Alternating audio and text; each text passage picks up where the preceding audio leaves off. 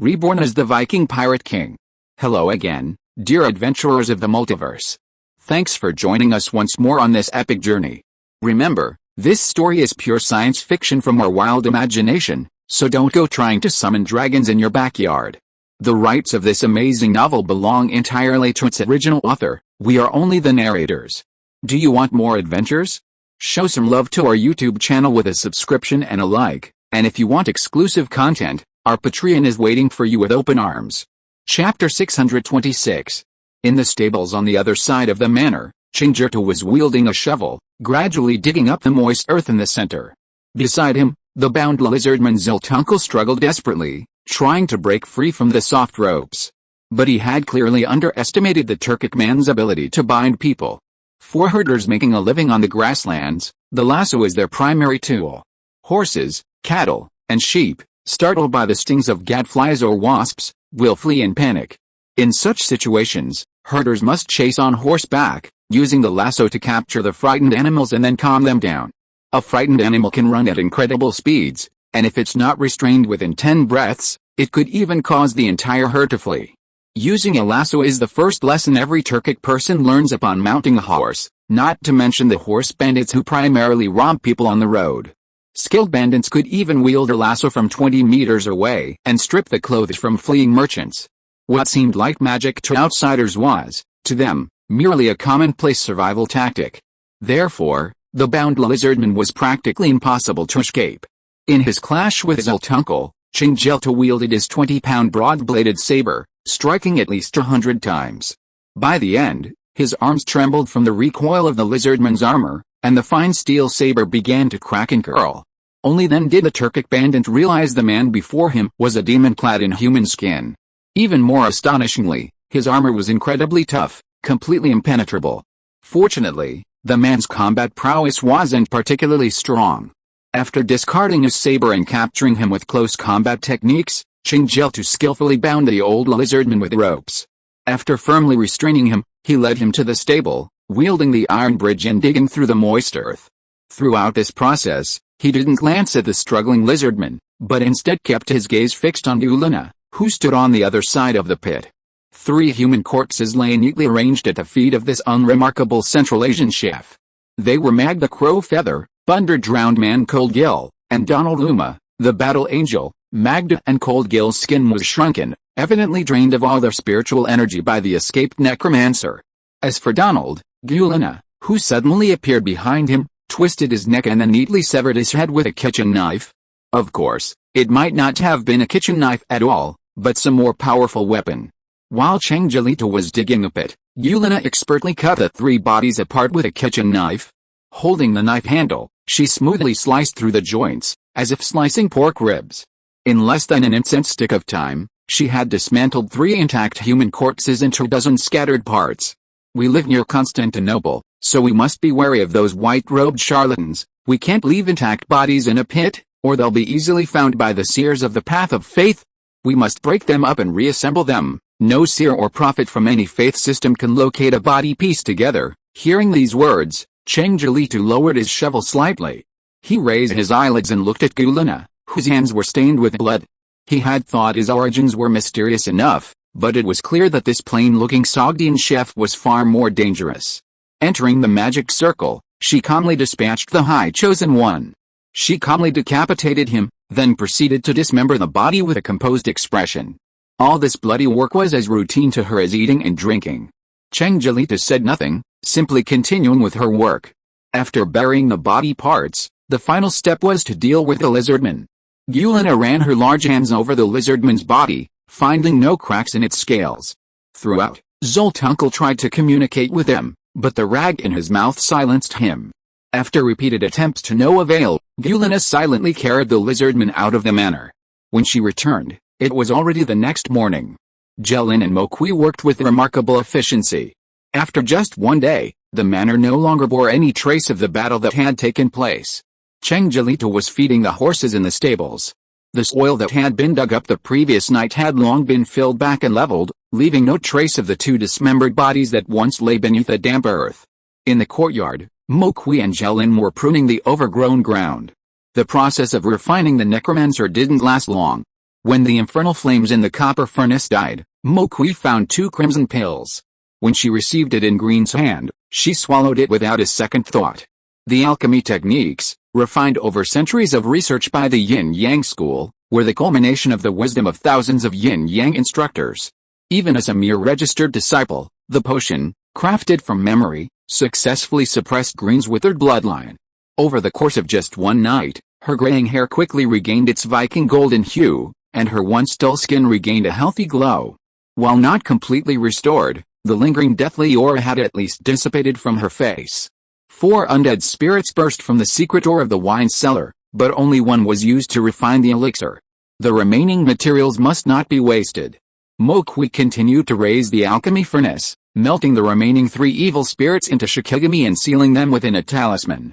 At a crucial moment, affixed a talisman to a weapon to instantly create a powerful horcrux. These were ancient secret techniques mastered only by Yin-Yang instructors. As night fell again, except for Red, who remained comatose in his bed, the 5 servants of Nicholson Manor sat around a round table.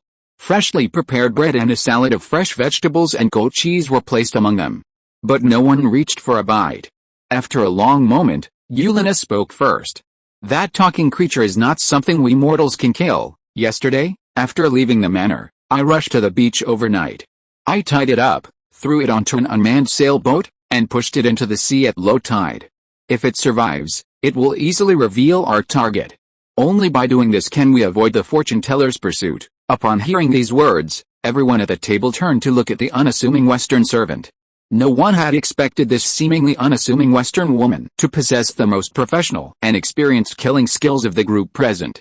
Whether it was suddenly appearing and snapping the neck of Battle Angel Donald Luma, or disposing of the body after the battle, her professionalism left everyone present feeling far behind. This doesn't look like a chef. It's no exaggeration to say she's a professional assassin employed by a king. Now that something like this has happened, we can no longer hide it from you. Moqui stood up and looked at the 5 pairs of eyes at the table. Before we came to Constantinople, our family of 3 caused serious trouble in the Holy French Empire. 3 years ago, my young and naive adopted son killed Oberlin I's son during a dispute. If nothing unexpected happens, several chosen ones of such power, accompanied by an ancient demon, must be pursuers sent by Oberlin I of the Holy French Duchy. Haha, I don't think so. Chang Jilitu spoke next. You only provoked a French sissy, but before I came to Constantinople, I provoked that notorious Slavic lunatic. I have a feeling they might be coming for me. They're Bakambush's men. How could that be possible? Alan interrupted Chang Jilitu's suspicions. Everyone knows the legends about Bakambush. If he's targeting you, why would he send all these monsters? The most likely scenario is that he'll come to you personally and engage you in a one-on-one duel. I think these people might be coming for me. Don't be fooled by those holy bishops, dressed in white robes and clutching Bibles, each one of them appearing incredibly holy. Behind the scenes, they're no different from those blood-sucking merchants. You can't imagine the lengths they'll go to suppress the citadel. Hiring assassins, even taming monsters, is no problem for the cruel acolytes of the Inquisition. The only people in the city who could resort to such casual tactics are the Church of the Holy Archbishop. Yulena didn't respond, only slightly shaking her head. Unlike her other friends, who spilled the beans, even at this point, Yulena remained silent about her own background. But it was clear that this person wasn't their enemy. The moment Battle Angel Donald Luma defeated Red and transformed into his strongest form, Yulena swooped in without warning, snapping his neck with a single blow. She then displayed a level of professionalism far exceeding anyone present in burying the bodies and dealing with the elusive lizardman. It could even be argued that if it weren't for Yulena, even if the few who had just entered Nicholson Manor had managed to survive the chaos, they would have immediately begun to consider how to hide again in the crowds. It was her presence that gave everyone the courage to continue living here. Chapter 627. Lord of Twilight was mired in a profound sense of unreality. 3 days had passed, yet his subordinates had vanished without a trace of news. He had once sent another group of men to secretly gather intelligence near Nicholson Manor, only to find the servants inside methodically going about their business. From the outside, it seemed as if nothing had happened. This was the strangest aspect of the entire operation. While Fitzroy's strength was at the bottom of the 12 lords, the Illuminati periphery members he had recruited were no pushovers.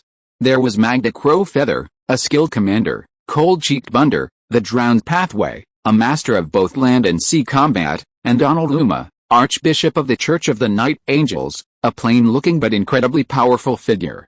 Forget 6 servants, facing a Roman patrol of over 200 men, these few would have no trouble at all. Meanwhile, Fitzroy confirmed that the East Continent woman named Lizu Ai was a guest at the Belikov mansion, 150 kilometers away, on the night of the incident. Investigators at the Belikov mansion observed her, her butler, and several East Continent guards attending the entire banquet, never leaving the manor. This begs the question, how did Magda and the other 2 die? Could they have fallen off a cliff midway and perished? 2 days passed with no news. Fitzroy sought out practitioners of the faith under the Lord of Shadows, Myra, and attempted to use divination to locate the men. However, after a full day of work, they found no clues. This made the situation even more puzzling. Even if the chosen one dies, as long as their bodies haven't been completely dismembered, a small amount of psychic energy is bound to remain within them. Diviners of the old and new gods can track subtle psychic fluctuations and locate their bodies. The lack of any trace of the bodies essentially ruled out natural causes. They must have been butchered by their own experienced peers. Could they have truly been killed by these servants? How is that even possible? If these were the personal guards brought by the East Continent woman from the Tang dynasty, disguised as servants and stranded at the manor, then perhaps this was understandable. But before the action, I was absolutely certain that these servants, with their varying hair and skin tones, were purchased by the steward from Honeysuckle Street. Could he have simply wandered through the market and purchased a few mortals capable of easily defeating high-ranking chosen ones? How could such a coincidence possibly exist? Even after such a long history within human civilization, Fitzroy still wouldn't claim to have a clear understanding of the power wielded by humans. First, the human population is simply too vast. 200 million mortals inhabit this planet, spread across the continents. A significant number of humans coexist with gods and ancient monsters. The constant slaughter and competition has led to a rapid mutation of the surviving humans. They look no different from their civilized counterparts, but their combat and survival abilities were utterly different. Furthermore, the chosen ones who wielded the power of the chosen were by no means omnipotent. Even without any potions or Odin's blessing, a Viking driven by slaughter, thrown into the wilderness, relying solely on his skilled combat and survival skills, could defeat 3 times his own number of church priests. This wasn't surprising. Mastering power was one thing, but mastering its use was an entirely different art. Even a powerful Tang dynasty swordsman, if caught slumbering, could be slain by a 5-year-old child from a New World cannibal tribe with a single poisonous needle. This wasn't some impossible miracle. While Fitzroy felt a pang of pain at the inexplicable loss of 3 powerful warriors, he could still accept it. However, the loss of the lizardman lurker, Zoltunkel, sent by the Lord of Disaster, Bituj, was a significant complication. The clan leader once said that any member of the clan who could wear human skin and infiltrate human civilization was the Illuminati's most valuable treasure. This statement was no exaggeration. Take Zoltunkel, for example. He had lived in human civilization for over 3,000 years, clad in human skin. When he entered the human world, mortals were still primitive tribes living in tribes. Through 3,000 years of survival, Zoltunkel had mastered most of the survival skills of human civilization, and even nearly every language. Such a subordinate couldn't be cultivated in just 30 or 50 years. Now that he had been left in his own hands, the most infuriating thing was that Fitzroy still didn't know who had killed his subordinate. It truly lived up to the old saying, misfortunes never come singly, and when it rains, it pours. When it's late, it rains headwinds. The peripheral members could perish, but the lizardman must be recovered. To this end, Fitzroy had repeatedly sent his men past Nicholson Manor, using the excuses of delivering supplies or getting lost to contact these servants. But none of his subordinates, including himself, could discern any clues from their faces. In every way, they were the most ordinary of mortals, diligently chopping wood, cutting timber, and cleaning the house, as skillfully as any servant long sitting in a noble's mansion. The only slight flaw was the injured 15-year-old boy. Then again, the boy possessed no psychic energy. To think such a person could defeat Battle Angel Donald Uma was as absurd as an ant trying to shake a tree. Time passed, and when the Lord of Disaster Bituj reappeared, Fitzroy appeared before him, filled with trepidation. However, he had ultimately underestimated Bituj's endurance. This man had secured the second highest position among the 12 lords because his greatest strength compared to his peers was his immense patience. Although his intuition told him that the manor must harbor numerous questions, he did not rashly send out a second wave of troops. The Illuminati's current intelligence regarding the Nicholson mansion was completely unknown. He couldn't confirm whether Li Zuyi was the legalist assassin who had assassinated Lord of Dusk Sardin in the underworld. He couldn't be sure of the abilities of the 6 servants. He couldn't even confirm whether the mansion truly harbored ghosts, as rumored. However, he was certain of one thing: the intelligence broker who had leaked the information to the Illuminati's outer members had been secretly apprehended. After forcibly accessing his memory using soul-searching techniques, Bitug could confirm at least one thing: the one who had betrayed him was none other than one of the 2 legalist mentors present at the Genix family dinner. From beginning to end, this was a conspiracy orchestrated by the legalists against the Illuminati. Next chapter. Also at a loss was the legalist mentor Gu Huayan. Bitug's investigation was correct. Sending Shang Junzi to inform the Illuminati of Li Zuyi's arrival had indeed been his plan. The reason remained the same: Ancient One. The legalist mentor is the most deranged lunatic in human civilization. Barely one common sense would dictate that if a powerful warrior like Concubine Zhu, a true shining light of humanity, appeared within a gang, most would hide her like a treasure. After all, it's easy to find soldiers, but it's hard to find a general. This person, who casually carried out a mission, killed one of the Illuminati's 12 leaders at the cost of 2 undercover agents, directly avenging the Inlushan rebellion. It's not an exaggeration to describe such a person as a genius sent from heaven. Upon completing their mission and returning to civilization, they would undoubtedly be treated as highly skilled talents, carefully protected. However, the legalist mentor's thinking was never like that of an ordinary leader. This was especially true of Gu Huayan, codenamed Master Weird within the school, who had his own unique approach to deploying troops and personnel.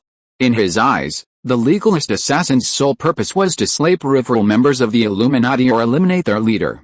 They existed solely for the single goal. During wartime, they were the legalists' most powerful weapons. But once the war ended, these men, possessing only killing skills, became extremely dangerous. As the saying goes, when the cunning rabbit dies, the running dog is cooked. When the birds are gone, the good bow is hidden. Like the running dog in The Good Bow, they would meet their inevitable tragic end. Therefore, Gu Huayan showed no pity for Concubine Zhu, instead putting her in danger once again. It all stemmed from the unprovoked Inquisition. He and Shang Junzi had barely entered Constantinople when they were met with a heavy blow from the Illuminati. The Inquisition trial seemed safe, but the ultimate outcome exposed their most powerful ally in the city. Gu Huayan couldn't even imagine what awaited Eusebius. Allowing oneself to be exploited was never the style of the legalists. When facing a dangerous enemy, only an eye for an eye and a tooth for a tooth could instill fear in them. And any lie must contain at least 70% truth to deceive even the most cunning of enemies. Gu Huayan arranged an undercover identity and residence for Concubine Zhu while directly leaking information to the Illuminati through a Zoroastrian intelligence broker. He kept Concubine Zhu in the dark about this operation from beginning to end. He knew the Illuminati would inevitably take action. The most likely scenario was to send a lizardman to infiltrate the manor as a servant. Thus, Gu Huayan would complete the first step of his operation. He could then communicate with Concubine Zhu and deliberately spread false information to lure the powerful thugs around the clan leader out of the fog. He could then set traps and eliminate them one by one. For example, Wang Erguli, the Destroyer, the strongest thug under the Lord of Disaster, Bitug, or Sarko, the Infiltrator, the chief information broker for the Lord of Twilight, Fitzroy.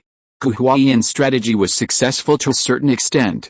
The Illuminati leaders believed his intelligence and indeed dispatched a team to the Nicholson family manor. But what happened next left Gu Huayan completely baffled. Concubine Zhu was not at the manor that night. She had gone out with her butler, Tang Kai and all the East Continent guards to attend a gathering of nobles. The only people present in the entire manor were the 6 servants Tang Kai had found in the city. In Gu Huayan's plan, these 6 servants were to be guinea pigs for the Illuminati, vessels for the lizardmen. As long as the lizardman, clad in human skin, entered the Nicholson family manor, his plan would be largely accomplished. Yet, all the peripheral members perished, while the 6 servants remained unharmed. This left Gu Huayan with a profound sense of unreality. Are you sure all the Illuminati members are dead? The information comes from an undercover agent we planted alongside Lord of Twilight, Fitzroy. He's one of our most successful agents within the Illuminati. The intelligence he provides is always accurate." Gu Huaiyan nodded. "Which middleman in the city did Tang Kai and I find the 6 Ming servants from? Have their identities been investigated?" Shang Junzi handed over a stack of wood pulp papers. Gu Huaiyan flipped through them and first saw Red Blood Pigeon's name. Blood Pigeon. "So that's how it is. It seems fate has opened a new door for us. This is a godsend opportunity that can be wisely utilized." Shang Junzi withdrew, and Gu Huaiyan stood alone on the roof of Tingfang Pavilion, watching the sun slowly set over the horizon. As dusk fell, candles were lit in the buildings across the city. After a long period of deliberation, Gu Huaiyan had a clear idea of his next move. He descended the attic and entered the secret room. He summoned Shang Junzi again. The other person was Muse Hun, the newsbroker who had been with him for a long time. Gu Huaiyan first handed Shang Junzi a flexible sheepskin scroll. "I need you to mount your moa and depart immediately for Paris, the royal capital of the Kingdom of Normandy, to find the legalist mentor in charge of local affairs, Mutasha Ishowl, and deliver this secret letter to him. At the same time, you must have her find a way to send Loki's recently resurrected brothers to Constantinople. They've just risen from the underworld, and next month, Michael II's birthday is in the city. It's the busiest day of the year in Constantinople. This mission shouldn't be difficult." Shang Junzi took his leave after receiving the order. Gu Huaiyan turned to Muse Hun. "Your task is more difficult. I need you to contact Alchemist Blackens, a subordinate of Tu Gao Ma Feng. The other day, I was having tea at the tea house, and he sat next to me. I heard him say he wanted to enter the Colosseum on the king's birthday and make a fortune. Find a way for him to find Red Blood Pigeon. Try to get Red into the Colosseum. I won't dwell on the details, you should think it through. This mission is extremely important, do your best to complete it." Muse Hun clasped his hands and retreated, and silence returned to the room. If everything goes smoothly, those Vikings from the Kingdom of Normandy are led to Constantinople, and they stumble into the Colosseum, and stumble upon Red Blood Pigeon, who is now engaged in combat. Well, how this unfolds will be quite interesting. If we can successfully provoke a direct confrontation between the Vikings and the Illuminati, we can exploit the situation in an uninhabited corner. This will surely yield results more effectively than a direct confrontation. If one plan fails, a quick change of formation is in order. Gu Huaiyan gazed at the flickering candlelight before him, carefully calculating his next move. For a long moment, he remained motionless, like a frozen statue. Chapter 628. Time flew by. September passing, October soon following. The fields outside Constantinople were a golden hue. The sky was a clear blue, like a wash of water. Today was a rare fine day. With a creaking sound, the heavy iron gates, carved with the image of Christ, illuminating the world, slowly opened, pulled by several elephants. One after another, flags bearing double-headed golden eagles were hoisted atop the city walls. A new day had officially arrived. A dozen caravans had already gathered on the streets outside the city, the last to arrive before the king's birthday feast. Seeing the royal flags hoisted atop the city walls, the sleepy caravan crews packed up their sleeping bags. They had been awakened by the lively rehearsals of the nearby theater troupe. "General Scipio, listen. That's the sound of war horses. Why are they behind us? How on earth did they manage to fly across the uncrossed Alps?" This powerful roar came from a nearby Roman general wearing a silver helmet and a red robe. His attire seemed formal, but a closer look revealed that the broadsword at his waist was unsharpened, and the armor he wore was clearly made of a thin layer of iron. Such thin plate armor was clearly not suitable for use in battle. This was clearly not a real general, but an actor. The actor reciting the lines was clearly quite old, having already begun practicing in full gear before sunrise.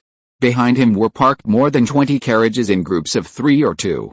Within the carriages were imprisoned beasts such as lions and wolves, and groups of young actors sat around the animal pens, each reciting their lines. At the end of the team, there were even 2 war elephants draped in painted cloths, making it clear that he was from a fairly large theater troupe. There was no need for a full performance, simply practicing early in the morning had already won the applause of the other caravans nearby. Rome was a great country. 1,000 years ago, King Hannibal of Carthage led his army across the Alps, appearing without warning deep within the Roman heartland. The harsh climate meant he had already lost half his troops before even seeing the Romans. This was a madman's decision, to anyone's eyes. Even in the late antiquity, there were many ways to evade the enemy's main force, but Hannibal chose the most unlikely. This near-suicidal act allowed him to evade Rome's elite troops, the powerful divine agents, and even surpass the imagination of the Olympian gods, ultimately appearing deep within the Roman rear. Capitalizing on the advantage of surprise, he led his remaining troops into decisive battle against the Roman general Scipio in the Second Punic War. With their well-rested position and united will, they inflicted a bloody defeat on the Roman legions, inflicting the young nation's first major defeat in its history. Logically, no emperor would choose to witness their ancestors being slaughtered by barbarians on their birthday, yet Rome's greatness stemmed from its openness and tolerance. This troop, arriving at the city gates before the king's birthday, were descendants of Carthage, specially invited by senators from the Visigothic free cities at a significant cost. Their full armor and powerful war elephants were even purchased at Roman expense, a request specifically made by the Byzantine Emperor Michael III. The old king was no longer young, and he needed to warn his subjects that Rome was not invincible. As the heavy city gates, adorned with 12 angels, slowly opened, the faces of those waiting outside beamed with excitement. Successfully driving the caravan to Constantinople before the king's birthday meant that vast sums of gold and silver were already lined up in the marketplace, waiting to be transferred into their pockets. The king's birthday was celebrated with 10 days of city-wide celebrations. Kings and lords from across the western continent, along with their vassal families, would gather for the state banquet, and these powerful figures were known for their generous spending. Thinking of the gold and silver about to be packed into their purses, everyone in the caravan, from the porters to the bosses, felt their fatigue from the journey vanish, their bodies brimming with energy. Guards stationed on the city walls, scrolls and quills in hand, stood on either side of the city gate. Constantinople, the largest city in the western continent, boasted a combined permanent and temporary population approaching 1 million.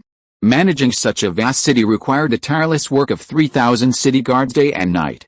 Before a caravan could enter the city, they first had to verify its customs documents, confirming its departure point, the countries it had passed through, and how long it had taken to reach the Byzantine Empire.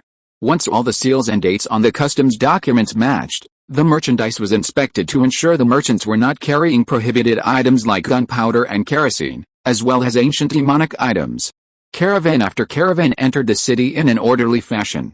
However, among the crowd of merchants driving their carriages, a group of white horsemen clad in animal skins stood out. Each of them traveled lightly, carrying no merchandise. I still find it hard to believe that this old lizard who killed all of us brothers back then has now become one of our own. When we first met, wasn't Bakhambush our enemy? Wasn't Archbishop Francis our enemy? Wasn't King Egbert of Wessex our enemy? Now aren't they all our brothers? I'm pretty sure I understand. Boss Loki was able to rescue us from the underworld. 9/10 of the credit goes to this old lizard. After crossing back to the human world from the underworld 3 months ago, when greedy Wolfgerwa climbed out of the hot springs in Murmansk, he had been thinking about the same problem in his mind.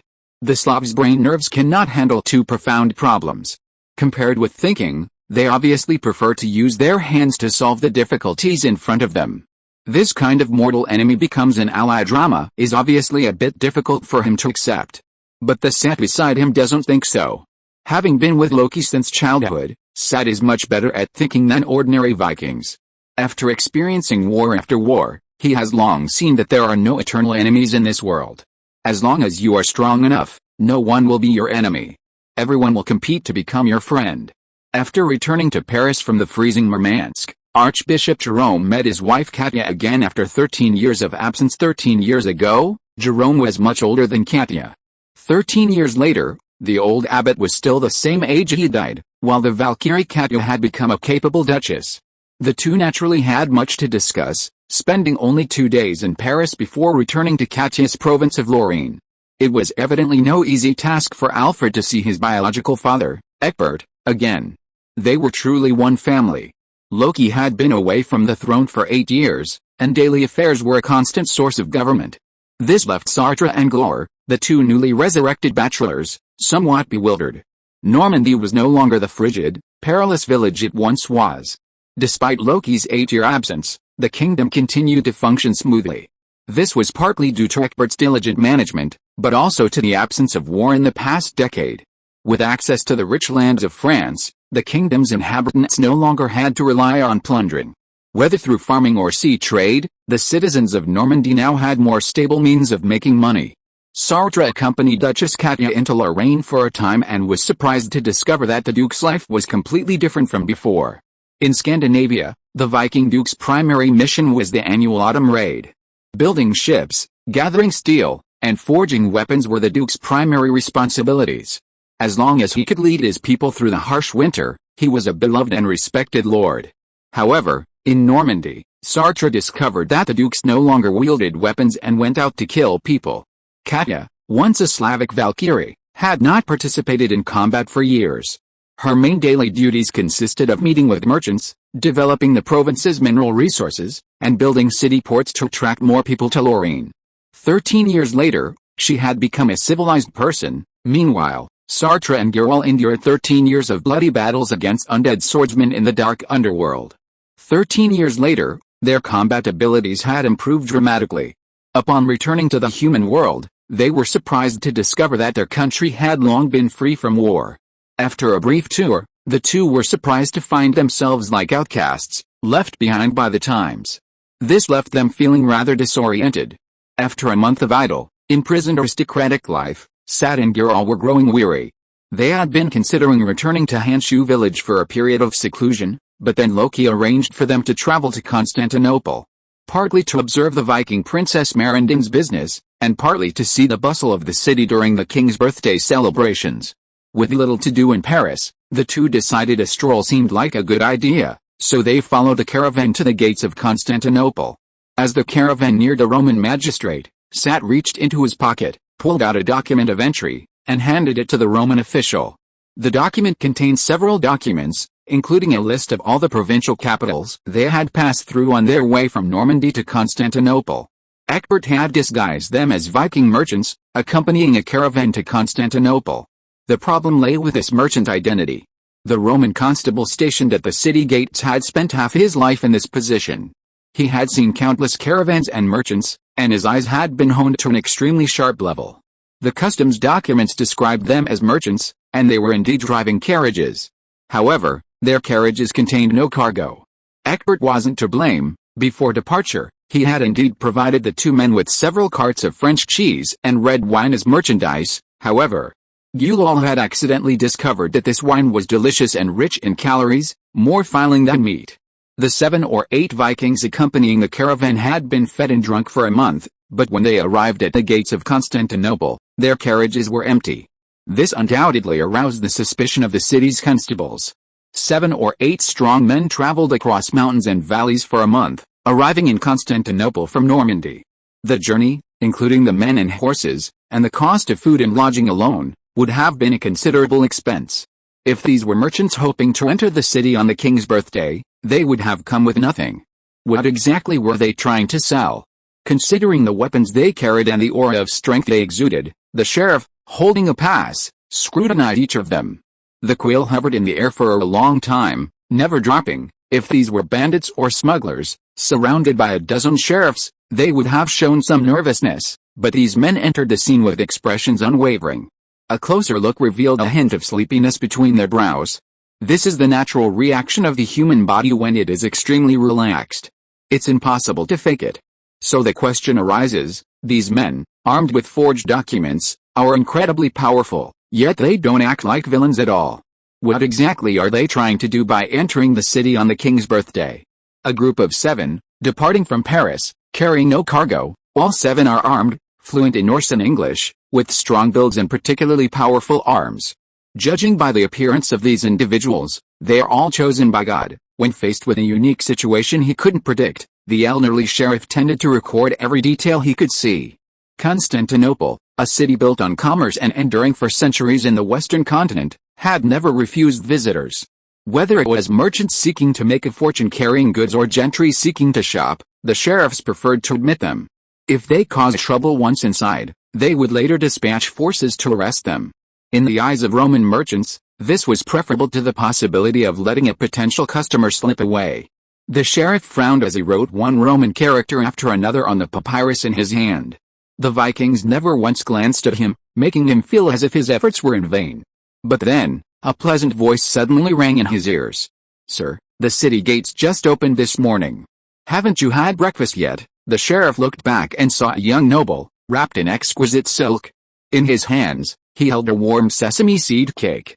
The freshly baked pancake was sprinkled with shimmering sesame seeds, and the steam rising from it perfectly exuded the indescribable deliciousness of the food. Before the sheriff could speak, the pancake was already pressed into his hand. Beneath it lay a slightly hard relic. The sheriff gently flipped it open and saw a gleaming French broom flower, only a corner of it exposed, yet radiating a dazzling light. Chapter 629. Gold flowers and copper leaves were the currency of the Duchy of France. The golden gorse, in particular, was carved into an intricate flower. This exquisite coin was specially designed by Mutu, the king of Earthsea, during his reign. Compared to the currency of other kingdoms, each gorse coin, crafted from 50 grams of gold with 7 petals and 3 stamens, could be considered a work of art. Most nations forged gold into ring-shaped coins because it was the most efficient method. However, Mutu had his own unique idea. He believed that if he could use royal power to force 1/10 of the kingdom's artisans to work tirelessly on forging currency day and night, the kingdom's overall craftsmanship would be greatly improved. This improved forging standard would in turn subtly elevate all other aesthetic standards. From architecture and sculpture to everyday clothing, even cooking and language, the French had completely shed the crude appearance of their Gaulish ancestors and become the most aesthetically pleasing people in the Western continent. When Loki captured Paris and established the Kingdom of Normandy, he preserved the exquisite French craftsmanship rather than destroying it. Later, the Viking princess Martine O'Sullivan returned to Constantinople. Her Skylark merchants used the full French currency. In Paris, if ordinary citizens were to receive a Plantagenet coin during a transaction, most would be reluctant to spend it, choosing instead to carefully store it. The moment the constable took the flatbread, he noticed the delicate flower beneath the paper. He glanced across, carefully observing the pale-faced youth. He looked no older than 12 or 13, but the imposing manner, the generosity of his spending, and the seemingly sincere smile in his eyes, a gesture only one person in Constantinople, with a population of 1 million, could match. Phoenix Sterrig, the Viking princess Martine O'Sullivan's only son. Seeing the constable guarding the Plantagenet coin, Phoenix reached out and pulled him into his arms. The blood of his ancestors surging through his veins made him nearly adult-sized despite being only 13. Haha, big brother, don't be so formal. Phoenix reached into his arms and pulled out a stack of documents drawn on fine wood pulp paper. These brothers are powerful warriors I specially recruited from my father's ranks. The celebrations for our King Michael II begin tomorrow, and a 10-day celebration will be held in the Colosseum to celebrate his birthday. These heroes I secretly recruited. You know, this kind of thing can't be made public. Phoenix was only halfway through his words when the sheriff immediately understood what he meant. He then comfortably placed the Plantagenet coin in his arms.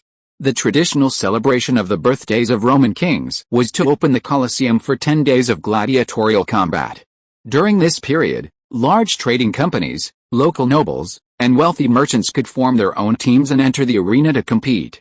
10 days later, the winning team would receive a special reward, a chance to appear alongside the Lord at the king's birthday banquet, enjoying the privilege of drinking with the royal family. This was a truly exceptional honor. For a merchant of humble origins, it meant breaking down class barriers. If they could impress the royal family through outstanding performance and secure further connections, it would be like a stroke of luck.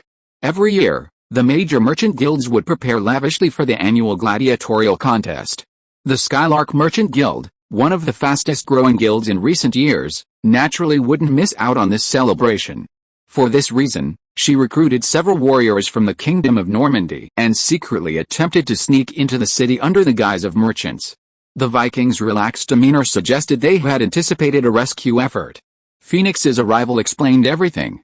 Convinced that these weren't bandits intent on plundering Constantinople, the sheriff accepted the Plantagenet coin presented to him with a sense of humility. To the head of the Chamber of Commerce, a single gold coin was but a drop in the ocean, but to the common people, this tiny lump of gold meant 2 or 3 months of food and clothing for a family. After passing through the gate, Satyr and Girl immediately recognized the 13-year-old boy before them as Loki's son. From his expression to the natural dandyism in his gestures, he bore a striking resemblance to Loki in his youth. I told you, Odin's son can only be born to Viking women. I just don't like the sight of that English girl's son, I think this one looks better to me." Returning to the human world from the underworld, Satyr was even more carefree than before. After receiving the pass granting him entry into the city, he embraced the boy with open arms. Phoenix felt as if he were in another world. When he was born, all the veterans who had fought alongside Loki to conquer the world had perished outside Paris in the battle with Mewtwo, the king of Earthsea. The first story he'd heard since he could remember was of these ordinary heroes accompanying Loki in his quest for territory. He knew every one of their names like family. But he never imagined that just 13 years later, he'd see them alive again, standing in the sunlight, greeting him warmly like friends. Compared to Phoenix, Jerome was even more shocked. Out of the corner of his eye, he saw a gray-haired old man disembark from the carriage behind Phoenix. He trembled, leaning on a gilded cane. Despite his age, his anxiety was palpable. 13 years had passed. The undead who had wandered into the underworld had been successfully resurrected, still resembling youth. However, old Galmarish, who survived in the sunlight of the mortal world to this day, had not escaped the ravages of time. Now over 60, he looked a bit frail.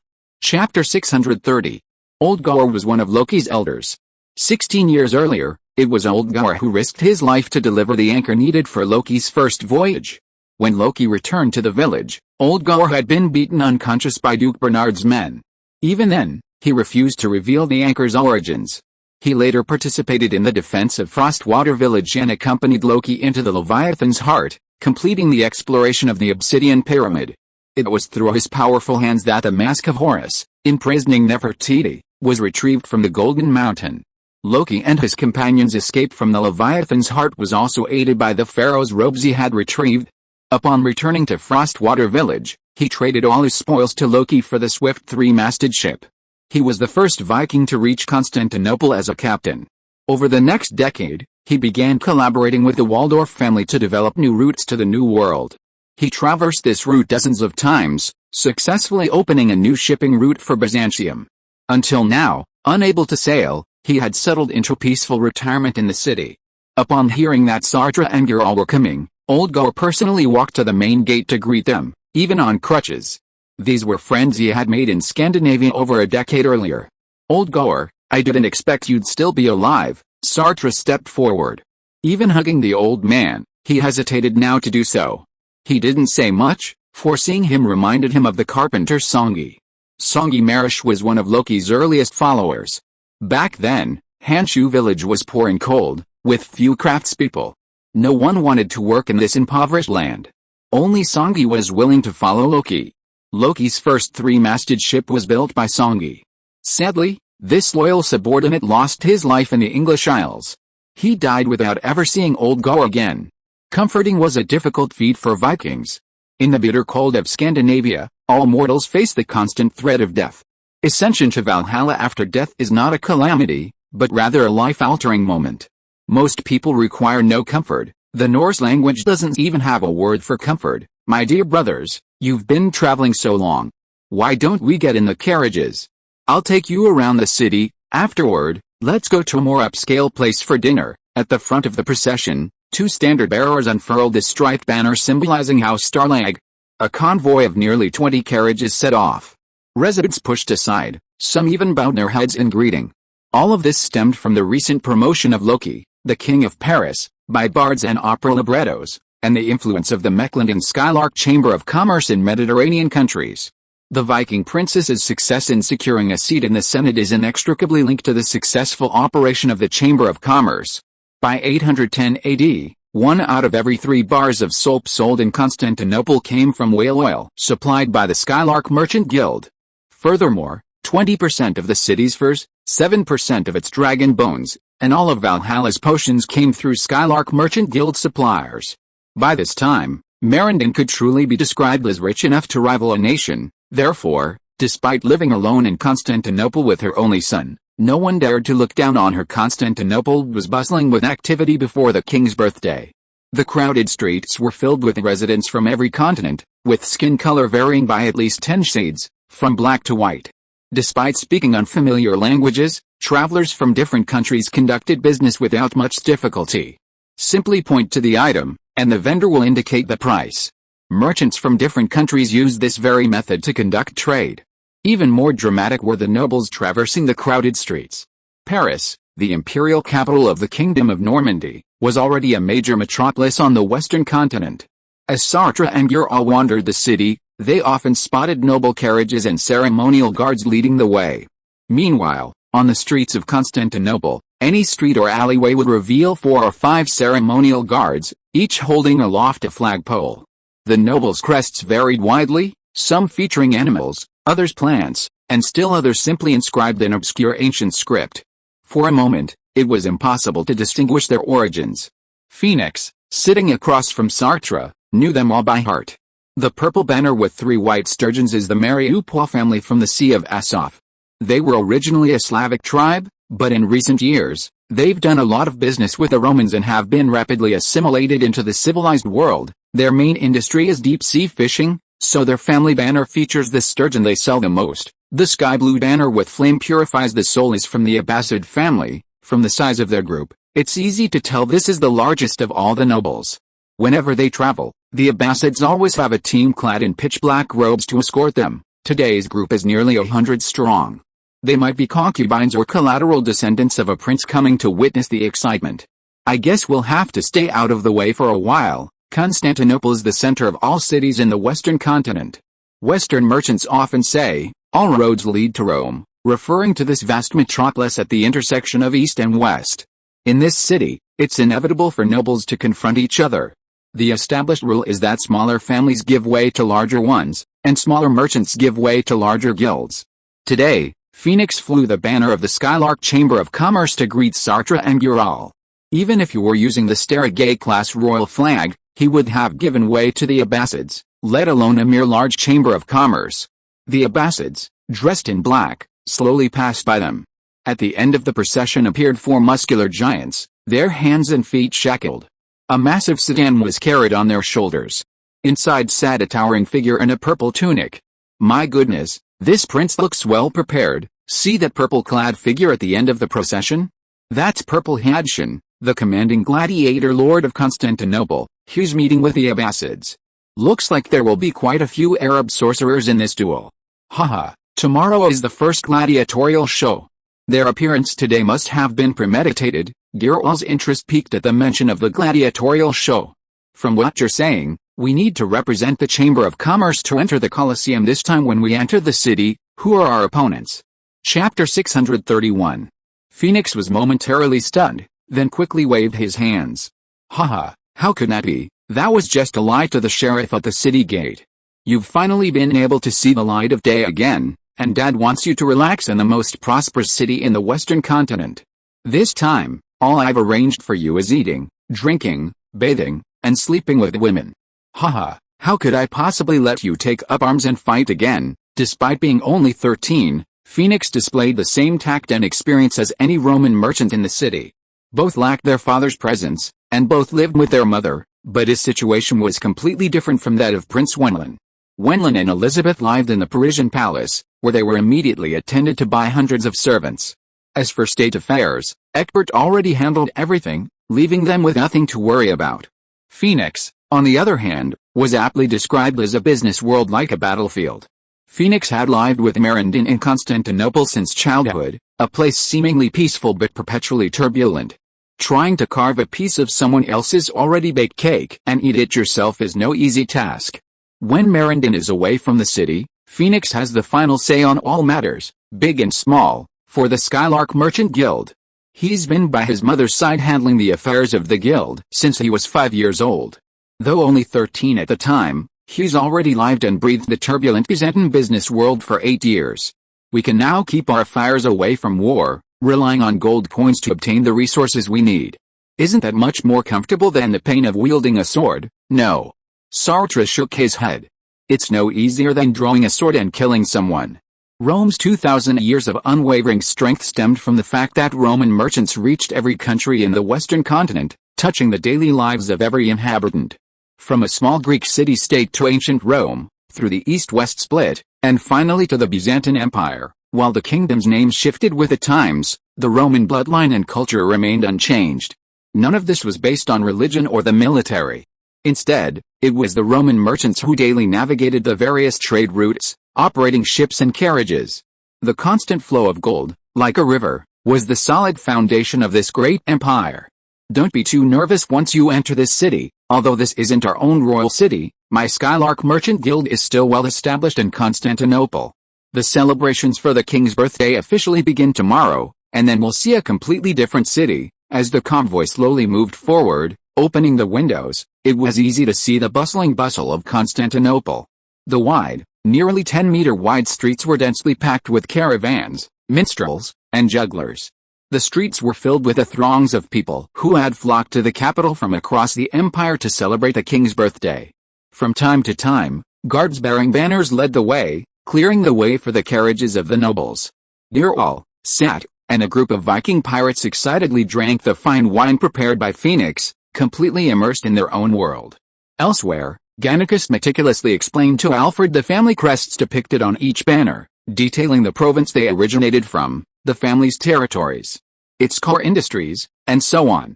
Being able to so easily recount the origins of each noble clan was no mean feat.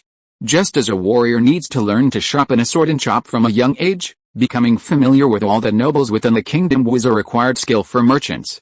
The carriage continued on, passing through the bustling commercial streets, then the towering academic district, and finally arriving at a Vermilion Gate.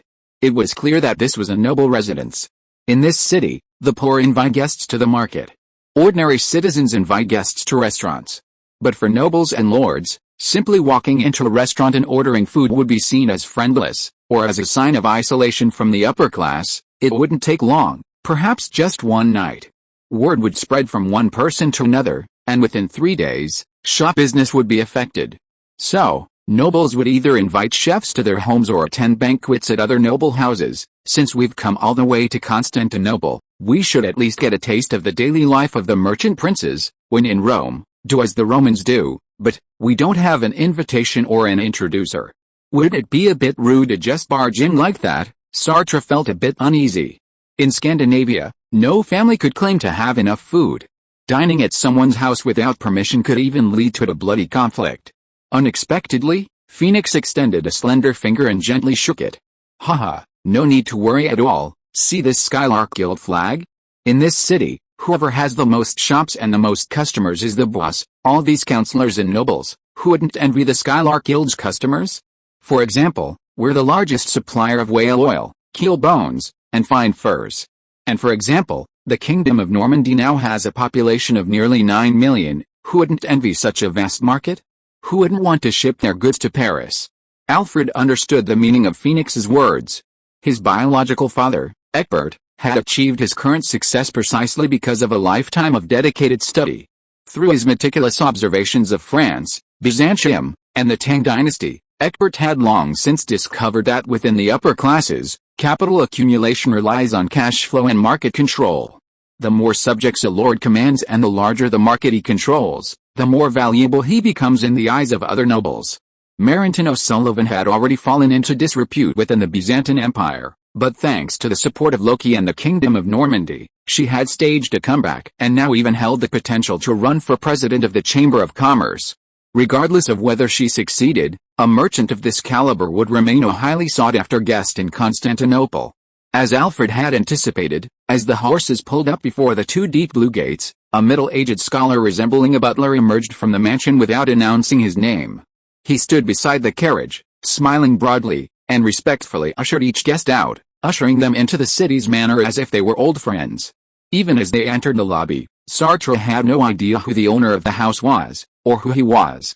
Chapter 632. The Roman courtyard decorations were beyond the Vikings' wildest dreams. In Constantinople, where every inch of land was at a premium, the palace courtyard they entered wasn't large, yet every detail was meticulously decorated. From the gates through the main hall, every direction offered a breathtaking display of perfectly proportioned landscapes. Along the way, from the exquisitely carved mermaid statues to the meticulously arranged flower bouquets and exotic trees, the master's unique aesthetic was evident. The Romans' common Latin was a new language for everyone entering the venue, and none of the Vikings, save Alfred, who had lived in Rome before, could understand the enthusiastic butler's ramblings. But for them, the prospect of a free, Hot meal upon entering the city seemed like a welcome opportunity. However, within just 3 minutes, that promise turned into calamity. It must be said that the noble family Phoenix chose for dinner had chosen with considerable taste. The Crassus family was one of the oldest Roman nobles in the Byzantine Empire. Their ancestry can be traced back to the Roman Republic in 115 BC. Marcus Licinius Crassus was the wealthiest Roman during the Republic.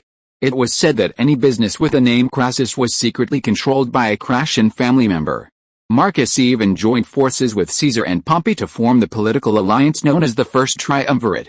Their goal was to defy the Senate and restore the Republic to a monarchical state. Unfortunately, despite his prosperous business, Crassus the Elder did not attract the favor of Ares, the god of war. In 53 BC, he was defeated and killed in a war with the Parthian Empire, ending his legend as the richest man in Rome. Despite his death, Crassus's commercial empire, which stretched across the Mediterranean, lived on.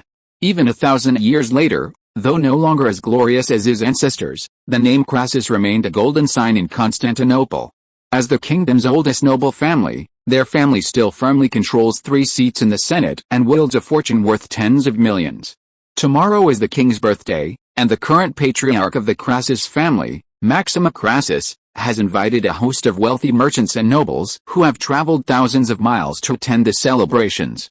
Entering the lobby, nearly 40 or 50 nobles, both high and low, dressed in brocade and silk, were toasting each other. Satyr, Glor, and the other Scandinavian villagers around them had never seen such a spectacle. Before they could even take in their position, an elderly Roman man, wrapped in rich silk, hurried over to greet them. "Hail Mary, look, what do I see? The son of the great king of Paris, Loki Starlago, has walked into my palace. My dear friends, today is truly a day destined to be remembered." Phoenix opened his arms and laughed heartily, and the short, stout old man before him embraced him warmly. "Oh, Brother Gore, you're doing well." The old man didn't forget the dozen or so companions behind Phoenix. Of all the merchants making a living in Constantinople, the mother and son from the Skylark Merchant Guild were the most difficult guests to invite. Viking Princess Marindin was a frequent guest at the palace, spending almost every day interacting with dignitaries from various countries and discussing new trade routes. This time, during the meeting with Sat, Gormarish, and his entourage, while the 60-year-old Gormarish was present, Marindin was not. This was because she was not in the Byzantine Empire at the time, but thousands of miles away, negotiating a new route on the east-west continental bridge. With his mother away, Phoenix Starlago had to manage the family business, rarely going out for social events. In Constantinople, money was never a problem for the upper class. Anyone could afford to set up a dozen tables of fine food and wine. The real challenge was how to invite these extremely busy guests to the palace. Phoenix appeared silently in his mansion. This wasn't rude, but rather a gesture of respect. Old Crassus felt his face light up instantly, and even with the several towering Vikings standing behind him, he embraced them generously. This was a difficult situation for Girol and Satyr, who had entered the hall with him. After a long journey through the open air to Constantinople, they had hoped to find a few Roman women to rekindle the warmth of the human world. Unexpectedly, upon entering the city, their first contact with a human body was an old man reeking of heavy powder. Even more frightening was the widespread use of makeup among Roman nobles. This portly old man, not only was he fragrant, but his cheeks were thickly powdered, and even his lips were smeared with red lipstick. This sight nearly sent the inexperienced Viking into a state of panic. The two forced a false smile through this gruesome social ritual, but this was only the beginning of a long day. Next chapter, while Phoenix Starlago shared Viking blood, in every way, he and Satyr and Girol were completely different Vikings. Satyr and Girol were both born into commoner families. Satyr had worried about tomorrow's food from birth, and he couldn't recall a single day of his youth being truly full. Even when he occasionally caught wild boar or brown bear, he could only eat a small portion. It was unavoidable. Many of the village's people went days without a hot meal. Girol's situation was even more miserable. Satyr was a Viking seafarer, after all, but as a child, he was abducted from the eastern shores of the Baltic Sea by Svingonk of Frogduck. After entering Frogduck, he served as a Slavic serf for 10 years. If Svingonk hadn't chosen to launch an all-out attack on Frostwater village, Girol's fate would likely have been the same as that of other Slavic slaves, living in a life of busyness and hunger until his 20s. Then he died in obscurity while toiling. Meanwhile, when Phoenix was born, his biological father, Loki, had already conquered Paris and was on his way to unifying the English Isles. His biological mother, Merindin, had triumphantly returned to Constantinople with a vast fortune, attracting the city's nobility. Phoenix grew up in this environment. Not to mention hunger, even the gold and silver that merchants so coveted seemed to him nothing more than rows of gleaming metal. From the earliest memory, he had to adapt to a completely new social system. Others perceived people interacting much as they do today, through banquets, horse races, duels, and hunting, expanding their networks using the common etiquette of the nobility. Then, they sought to convert these connections into capital. Sartre and Gere all had no idea what he was doing, which was perfectly normal. However, he was the king's son after all. They could only passively follow him as he introduced the guests in the room one by one. This Eastlander's name is Lizin, from the Tang dynasty in the east. He's said to be a formidable swordsman. Hearing the word swordsman, Gere and Sartre instinctively placed their hands on the hilts of their swords. This was a reflexive reaction, a natural progression from 13 years of struggling to survive in the underworld. Phoenix didn't understand these two uncles, but that didn't mean old man Gore, who was following behind, didn't. Sensing the murderous intent, he immediately pulled them aside and walked over to the crystal dining table near the wall. Brothers, no one would initiate a trade in this situation. You must suppress your impulses and refrain from letting your killing intent run rampant. To survive in this city, we rely on a different set of rules. Sartre had, after all, served as a city lord in England for a few days. He had some understanding of the etiquette of noble interaction. But this was a difficult situation for the clueless Gere. Born a Slavic slave, Gere was a true warrior. Escaping slavery was a gift from heaven. He had never dreamed of becoming a noble, nor did he envy the aristocratic lifestyle. Among the guests seated at table, he was a complete anomaly. Standing at the crystal table, Gere picked up a loaf of bread, barely the size of a finger. The bread was exquisitely crafted, seemingly sliced from a long baguette. A thin layer of sauce was spread on top, then sprinkled with a thin layer of tomato and oregano, and topped with a few dark caviar. The food looked vibrant and colorful, but upon tasting it, it had an indescribable, strange taste. Wow, why put so much salt on good herring roe? What a waste. Herring roe was no stranger to Vikings in Scandinavia. Even before Loki's rise to power, the mainstay of Coldwater Village was herring catching and salting. Every autumn, during years of drought, the herring shoals along the North Sea coast provided the villagers with their primary winter food. The fish roe the Vikings ate was fresh from the fish's belly. How could it possibly be something brought thousands of miles away and cured with sea salt? What a waste. A waste of bread, a waste of salt, what a shame. Despite their words, the aroma of food wafting through the hall made the long-traveled Viking stomachs rumble. A group of fur-clad knights gathered around the crystal plates, shoveling food into their mouths like peanuts. Old Gore had just picked up a glass of white wine and hadn't had time to exchange a few words with a noble lady beside him when he suddenly noticed his companions devouring their food in the corner. He immediately put down his glass and stepped over to the runners. Brothers, these are appetizers, meant to be enjoyed with the appetizing wine. How can you devour them so voraciously? While the English Isles and Scandinavia also had their share of nobles, compared to the Roman nobility, the vast majority of them were barely gentry. In terms of artistic taste, conversational elegance, and even the most basic culinary standards, they were far from perfect. Take, for example, the appetizers served to the Crassus family banquets. This seemingly ordinary food embodied a remarkable level of scholarship. In Constantinople, among the household slaves of the high-ranking nobility, tasters were a crucial group. Their entire lives were devoted to one single task, distinguishing wines from different origins, production processes, and vintages.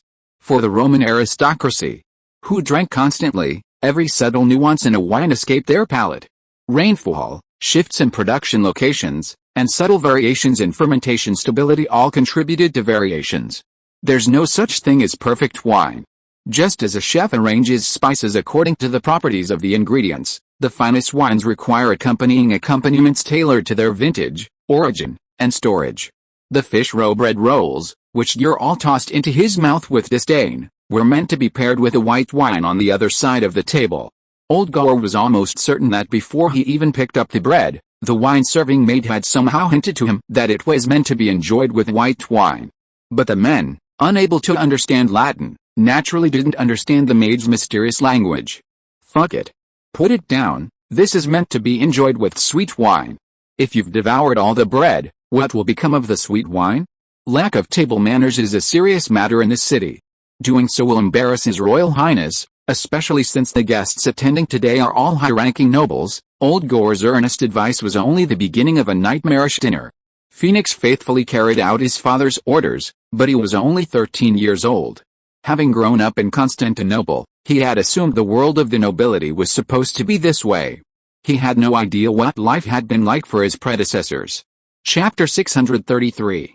This one's a spatula, specifically for cutting butter. This one's a carving knife, specifically for cutting steaks. This one's a soup spoon, for drinking soup. This one's a seasoning spoon, for scooping salt and pepper from the table. Before serving, Gormarish urgently explained the various tableware to his two Viking companions. These gleaming silver cutlery were completely unfamiliar to the Vikings. After all, Old Gore had lived in this country for over a decade, having attended hundreds of banquets hosted by nobles and wealthy merchants, and had a basic understanding of table manners. But for Sat, Gore, and the other Vikings, all this became a cruel torture. Guests of the Skylark Merchant Guild were entitled to sit at the table with the host. Making a fool of themselves at such an exclusive gathering, where everyone was a guest, would bring shame not only to their own people. If they weren't careful, the entire Skylark Merchant Guild in Meriton could be affected. For this important reason, Old Gore gave the two Vikings an urgent training session. This was a tough situation for the Vikings, who had never even touched the word civilized. To Geralt, the definition of eating was to get a sufficient amount of food into the stomach as quickly as possible. There were two key words. 1. Quick, and 2. Sufficient. As a child, Geralt's only reaction to seeing food was to stuff it into his mouth as quickly as possible before anyone else could. Even after being rescued by Loki and gaining the power of the Chosen One, completely escaping poverty, the habits he developed from childhood remained unshaken. Geralt's ideal life was still the post-battle feast of roasted lamb and barrels of ale, with a group of Viking warriors drawing their swords to carve off a large piece, devouring it with a savory mouthful of oil. This scene was clearly not to be seen in the residence of Senator Maxima Crassus. He struggled to memorize the 7 short, diverse knives and forks before him, forcing himself to look away from the white bosom of the beautiful woman in the palace dress across from him. In Scandinavia and the English Isles, no woman would choose such adornment. For those inhabiting cold lands, gauze was too cold and fragile. But it had to be admitted that this fabric looked truly beautiful. Influenced by the Tang dynasty in the East, more and more Roman women began to expose more skin, becoming more refined. Glor had buried his head so deeply in the table that he didn't even hear the delicate hand extended by the woman across from him. It wasn't because he felt impolite, but because he hadn't touched a warm, mortal woman in 13 years. He feared erection, which would have been even more embarrassing. The white hand of the woman across from him froze in midair, clearly embarrassed. The fair-skinned and beautiful Roman lady was clearly confident in her beauty. In all her years, she had never met a man who refused to kiss her hand. Her almond-shaped eyes widened slightly, and she pursed her rosy lips as she was about to speak a word of warning. Fortunately, the host of the banquet, Senator Crassus, raised his wine glass and stood up from the other side of the long table. A long and tedious Latin conversation ensued. By this point in the banquet, Eulal was already feeling the pangs of hunger. He glanced down at the 7 knives before him, trying to banish the image of that snow-white breast from his mind. Amidst his anxiety, the first dish was finally brought to the table by a servant. The crisp white porcelain plate was adorned with a simple gold ring. On the face-sized plate lay a few vegetable leaves, a piece of red crab meat, its shell removed, and a few pieces of colorful fruit for garnish. "Oh, my dear Senator, is the first course such a precious red crab? Your Excellency, you are truly treating our friends well." As the dishes were brought to the table by the guards, the Roman lady sitting across from Eulal was unstinting in her praise. She unsheathed her knife, cut off a small piece of crab meat, and placed it in her mouth, letting out a mesmerizing moan that nearly shattered Eulal's disguise. Fuck. If even nobles eat like this, what's the difference between this and being in prison? Glor's doubt stemmed from the stark social differences between Vikings and Romans. In Scandinavia, even a duke's daily preoccupation was how to lead his people. In years of disaster, it was common for noble families to go hungry. But Rome was a completely different story. In that city, The wars between nobles and lords had moved beyond bloody battles to more effectively utilize gold and caravans to expand their influence. They had long since left behind the simple pursuit of clothing and food, for established aristocrats like the Crassus family, whose businesses spanned the entire Mediterranean trade circle. Gold and silver were no longer their primary pursuit. Winning more seats in the Senate and gaining more allies in the Senate were their true concerns. For this reason, Phoenix, representing the Skylark Merchant Guild, was able to enter Senator Crassus's residence without an invitation. Following him were several strangely dressed friends. Although their behavior often seemed a bit out of character, Maxima Crassus ignored them. They weren't the only Vikings present. Thousands of nobles, both great and small, had flocked to the city on the king's birthday, and he didn't recognize at least half of the guests. His lack of acquaintance didn't matter. It was enough for them to get to know him, and the Crassus family. He devoured the small piece of crab meat, only the size of his pinky finger, with 2 forks. The sweet flavor was pleasant, but the paucity of food on the plate still left him feeling uneasy. Placing his knife and fork on the plate, Eulal turned around and wanted to ask the maid behind him if he could have 8 or 10 of the same dish. To his surprise, the maid nodded slightly and took the plate from him. Damn. I haven't even eaten the fruit next to it or the 2 leaves below. Even a mosquito is still meat. If you are listening to this novel on a channel other than Fanfic World, it means it was downloaded and re-uploaded without effort. We warmly invite you to visit our channel, Fanfic World. There you will find the original version of this story and many other novels of various genres. We look forward to seeing you dive into a world of incredible novels. Chapter 634. Before entering Crassus's palace, Girol had imagined the daily lives of Roman nobles. He imagined them nestling in warm beds, surrounded by 30 or 50 beautiful women, enjoying theatrical performances for a living. However, on his first day in Constantinople, after attending his first aristocratic banquet, he immediately felt a deep-seated fatigue. The meal lasted from the morning until the afternoon, and when he next looked out the window, the sun had already set.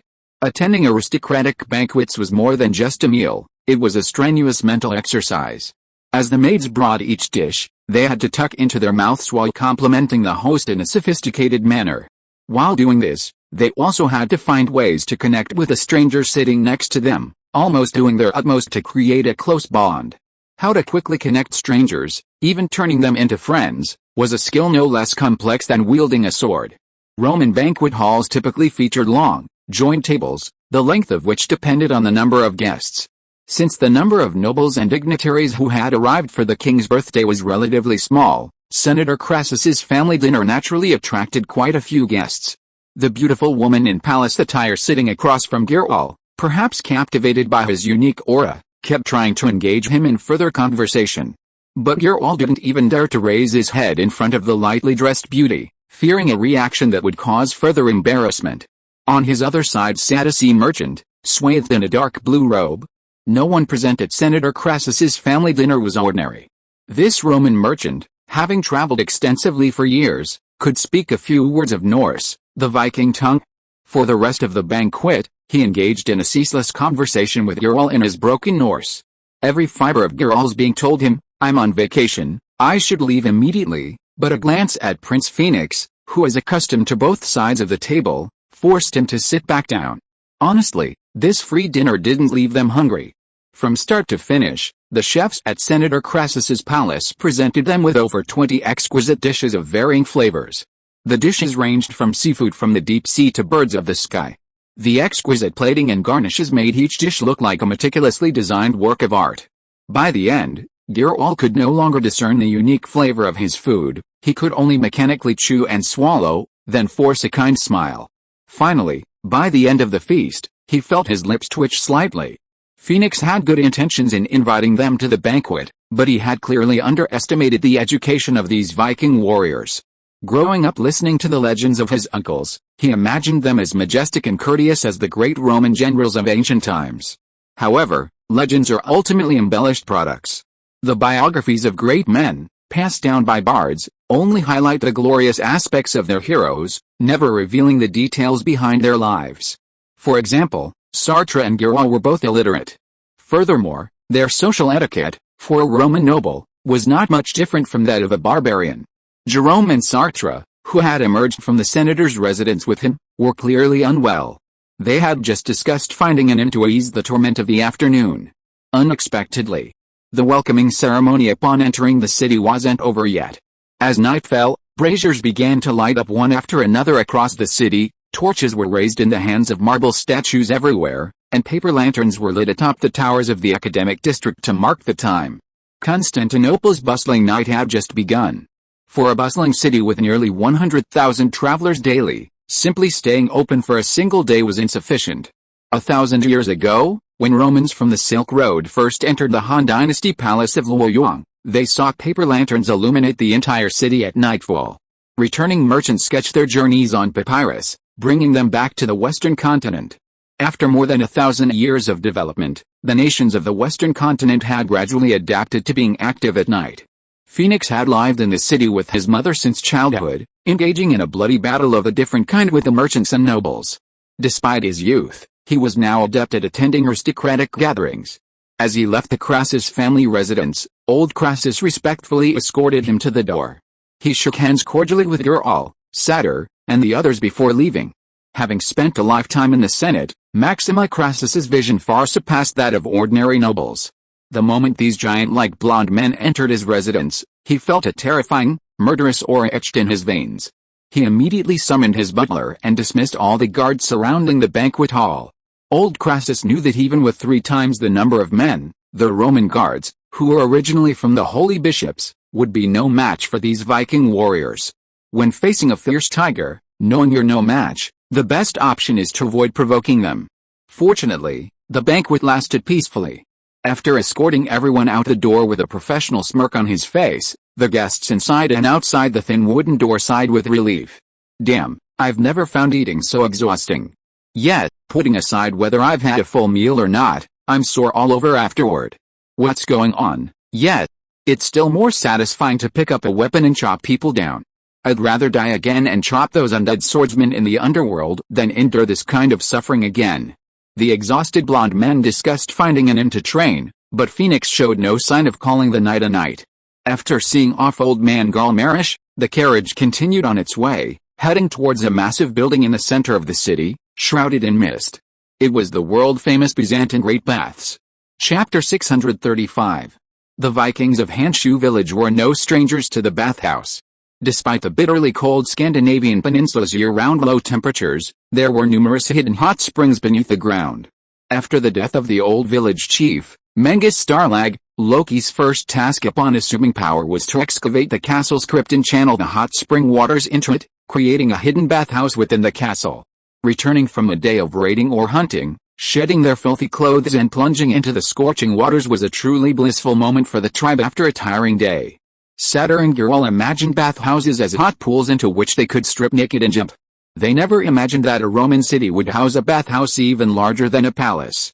Even more astonishingly, this building was open to all citizens free of charge. 1300 years ago, Romulus, the founding emperor of Rome, had already understood the power of trade. As the kingdom expanded, some citizens were bound to accumulate wealth at a rate that outpaced others. Over time, their lifestyles would diverge dramatically. A seemingly insurmountable class gap would divide the nobility and the common people. To outsiders, they would seem like 2 separate species living in the same world. Yet, this was the inevitable course of the kingdom's development. Romulus saw no way to change this situation. With this in mind, he summoned the kingdom's most skilled architects to build the Great Baths, a magnificent structure large enough for the entire city's population to bathe together. Only within the baths could everyone bathe naked. It was the only place in Rome where class distinctions were completely abandoned. Everyone could cast aside their status and converse freely amidst a thick haze of steam. The 2 doors swung open, and thick white steam billowed in like a wall of air. Every room within the baths was enveloped in a thick, condensed white vapor. The sounds of conversation and laughter drifted through the marble walls.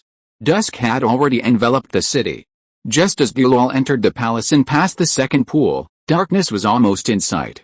He could only vaguely sense he was in a vast hall. Nearly 100 people sat or stood in the distant pool, enjoying the scorching heat of the high-temperature steam. Looking back, his companions had vanished. Hesitantly, Gulal used the dim candlelight on the wall to identify his direction. The Great Baths were a massive structure of magnificent proportions. The one built in Rome 1,300 years ago already covered 5,000 square meters. After the split of the Roman Empire, the Western Roman Empire became Byzantium, with Constantinople as its capital, becoming the new commercial center of the Western continent.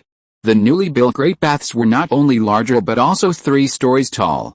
Graduates exploited the principle of steam expansion to transport hot water to higher floors, ensuring access to even the more private areas above. The entire bath palace boasted over 70 pools of varying styles, open to exploration by all citizens. The vast white mist and the constant whispers emanating from the empty walls made the interior of the great bath palace extremely obscure. The pervasive steam acted as a natural barrier. As he ascended, Girol witnessed the more private lives of the Roman citizens. Naked men and women huddled in corners or by the baths, engaging in the most primitive forms of intimate conversation. Hugging each other, men and women, was not uncommon. This was a phenomenon unheard of in Slavic or Viking society.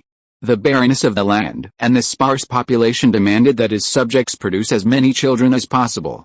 In the frozen plains and permafrost, same-sex couples were unacceptable.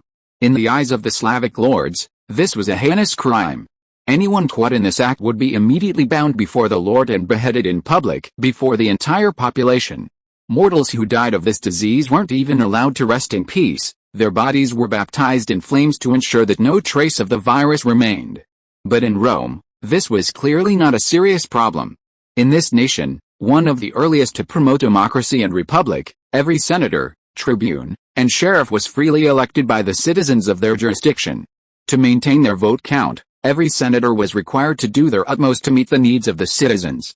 Any artificial suppression of citizens could cost a senator votes and make him or her easily replaced by a rival in future elections. The Byzantine Empire became a paradise for the inhabitants of the West, where even ordinary people could, to a certain extent, influence the fate of those at the top. While a single vote might seem insignificant, a small contribution could, when accumulated, change the world. Although Girol still looked like a young man in his 20s, his true age was nearly 40. In this not-so-short life, he had been a slave, a general, died in battle in Paris, and subsequently spent a considerable time in the underworld. He had seen invincible undead swordsmen, wild beasts hundreds of meters tall, the 12 lizardmen clan masters, and even Osiris, the Egyptian god of the underworld. He understood deeply that not everything in the world worked as he imagined. Therefore, he calmly stepped past the embracing couples and headed deeper into the bathing palace.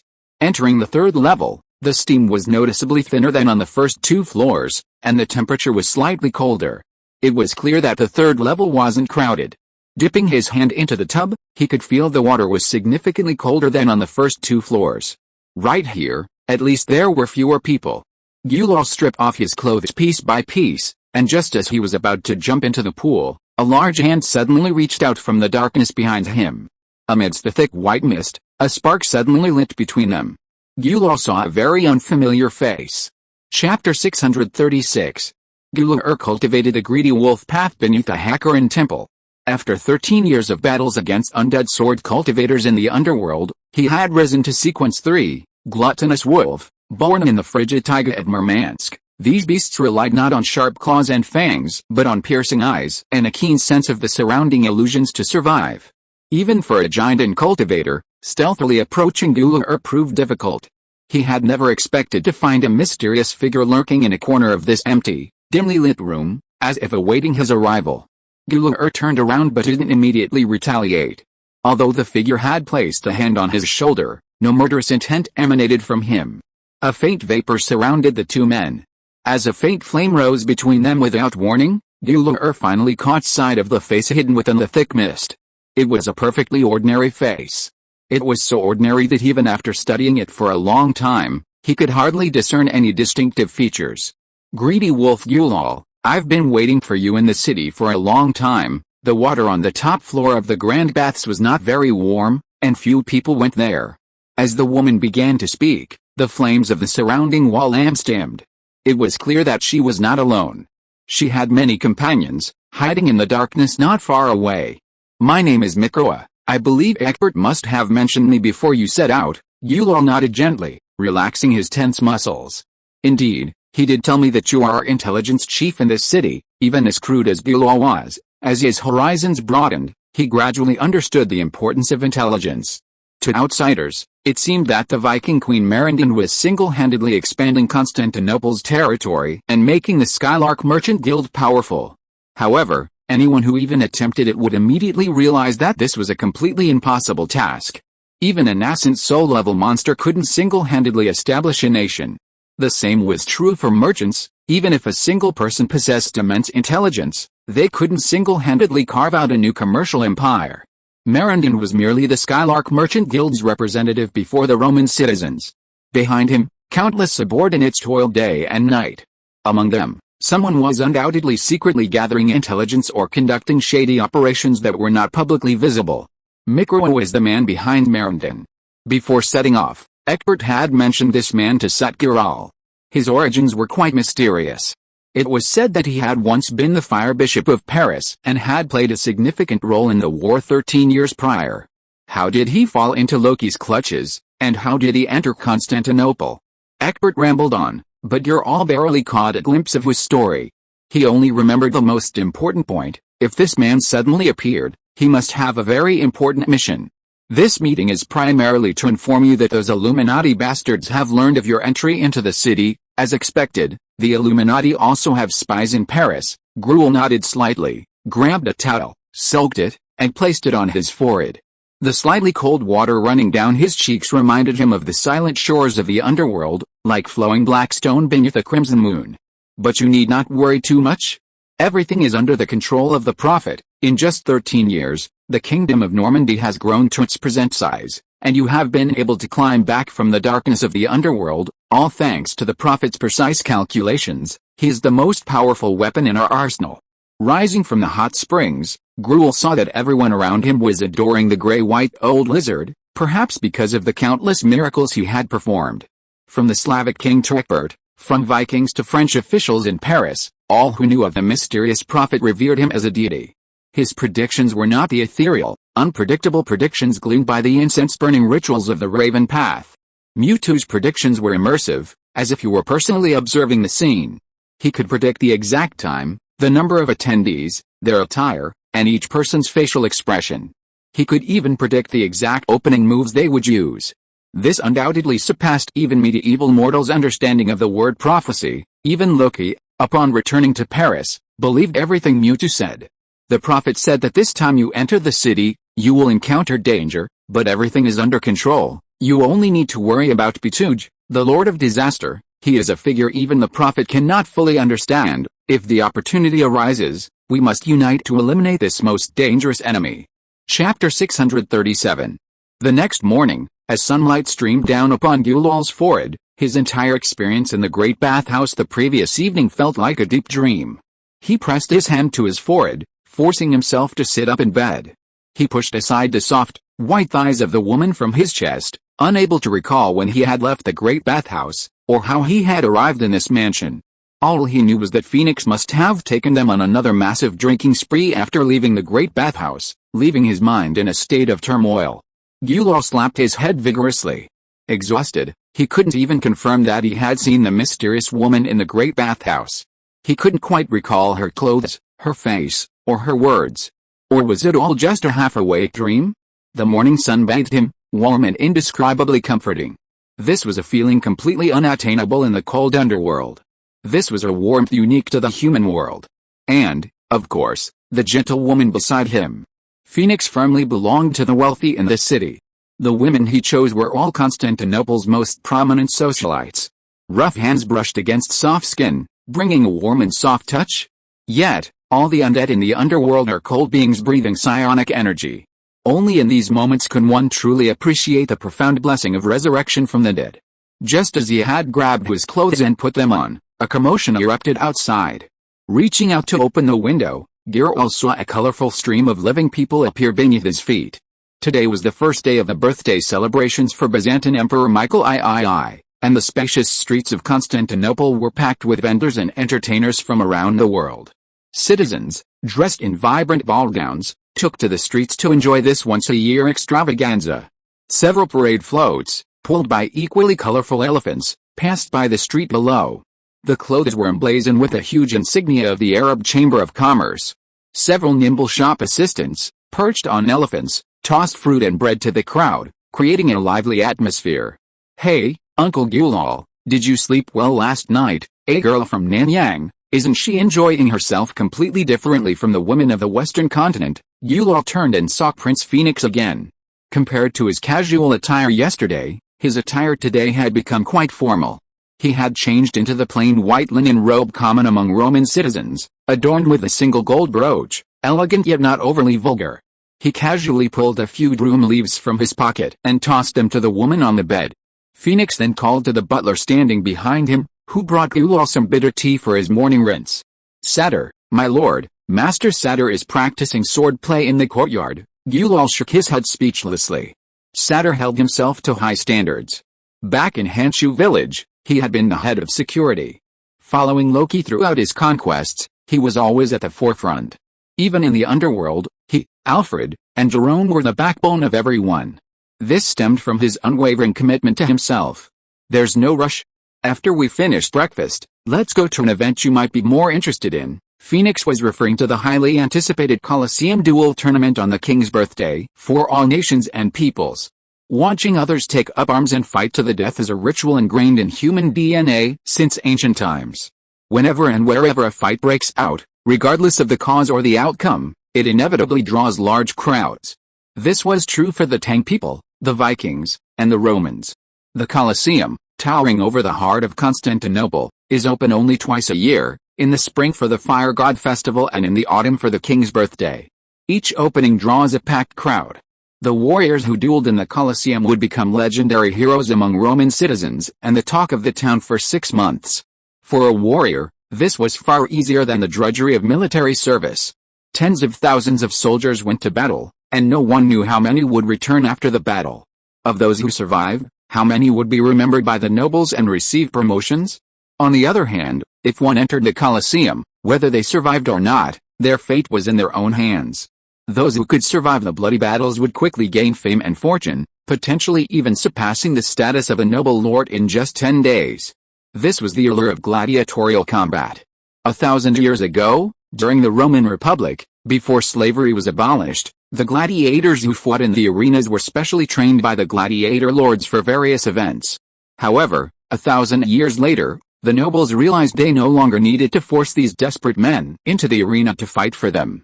With the expansion of the empire and the spread of civilization, the pursuit of fame and fortune grew in number. Not only free Roman citizens, but also nobles, lords, and even members of the imperial family sought to enter the arena to enjoy the roar of tens of thousands of spectators as their swords pierced their opponents. Most famously, the Roman Emperor Caligula died in the arena. In this sand-covered arena, citizens could slaughter nobles at will, even a slave could slay a royal family member. Whether spectators, nobles, or gladiators, everyone had something to gain from the event. Even though each round of gladiatorial combat was a bloodbath, the crowds flocked to it. Compared to the boring banquets of the nobility, watching a gladiatorial show was undoubtedly more to the tastes of the girls and satyrs. After dressing and enjoying a hearty breakfast, their turbulent minds finally calmed down from the morning's chaos. Once again, they boarded their carriages and rushed into the crowded city streets. Amidst the jostle and cheers of Roman citizens, the distinguished guests of the Skylark Chamber of Commerce finally arrived at the great Colosseum of the civilized world. In 395 AD, the Eastern and Western Roman empires separated. After the Eastern Roman Empire established its capital in Constantinople, its founding emperor, Isaac I, built a building in the heart of the city, modeled after the ancient Roman Colosseum. A few hundred meters from the city center, the outline of the Colosseum emerged, a nearly 7-story ring capable of seating 12,000 people. Marble statues of past champions were carved into the outer walls of the Colosseum, and at their feet stood stone tablets recording each statue's achievements within the arena, including slain enemies and generous rewards. On the first day of the king's birthday celebrations, hundreds of tourists flocked to Constantinople. Since the Colosseum couldn't accommodate all citizens, a significant number who didn't have tickets were forced to gather outside. They also had their own entertainment options. Even before the celebrations began, the casino owner had obtained information about all the upcoming bouts in the arena. Outside the Colosseum, there are at least 7 or 8 temporary platforms. Casino owners dressed in various brightly colored costumes stand on the platforms, waving colorful tickets in their hands. 1, 262. Yes, my dear friends, you read that right. Today will be the craziest win-loss ratio in the past 10 years. If you miss today, you may not know when you will encounter it again. You only need to pay 1 dinar silver coin, and if the opening is an upset, you will get a full 262. If you bet 10 coins, haha, in just 1 hour, you can buy a house on Honeysuckle Street. From then on, you will become a noble lord collecting rent, and you will no longer have to work hard on a boat to go to sea, or work in the fields. If you bet 100 silver coins, wow, there will be a new rich man in our city, and from now on all of us will have to bow our heads and call him master when we see him. Think about it, think about the glory. The casino owner opened his arms to the rising sun, but these words did not make the Roman citizens under the platform take out their wallets. Many of them had been waiting outside the Colosseum before sunrise, hoping to multiply their silver coins several times over during the 10-day competition. 1, 262. Those were indeed tempting odds, but the casino owners were no fools. They wouldn't just give gamblers money for nothing. The gamblers who gathered at that time were seasoned professionals, knowing that exaggerated odds often signaled a drastic disparity in power. Winning would certainly bring great fortune, but what if they failed? Every penny was painstakingly earned by the working class. A wise gambler wouldn't trade their hard-earned money for a worthless ticket to be trodden away in just an hour. Seeing the silent crowd, the casino owner decided to add fuel to the fire. Okay, I know what you're all thinking. The one warming up for the king is Senator Maxima's retainer. We all know the strength of this champion, but I can reveal a little bit of information to you.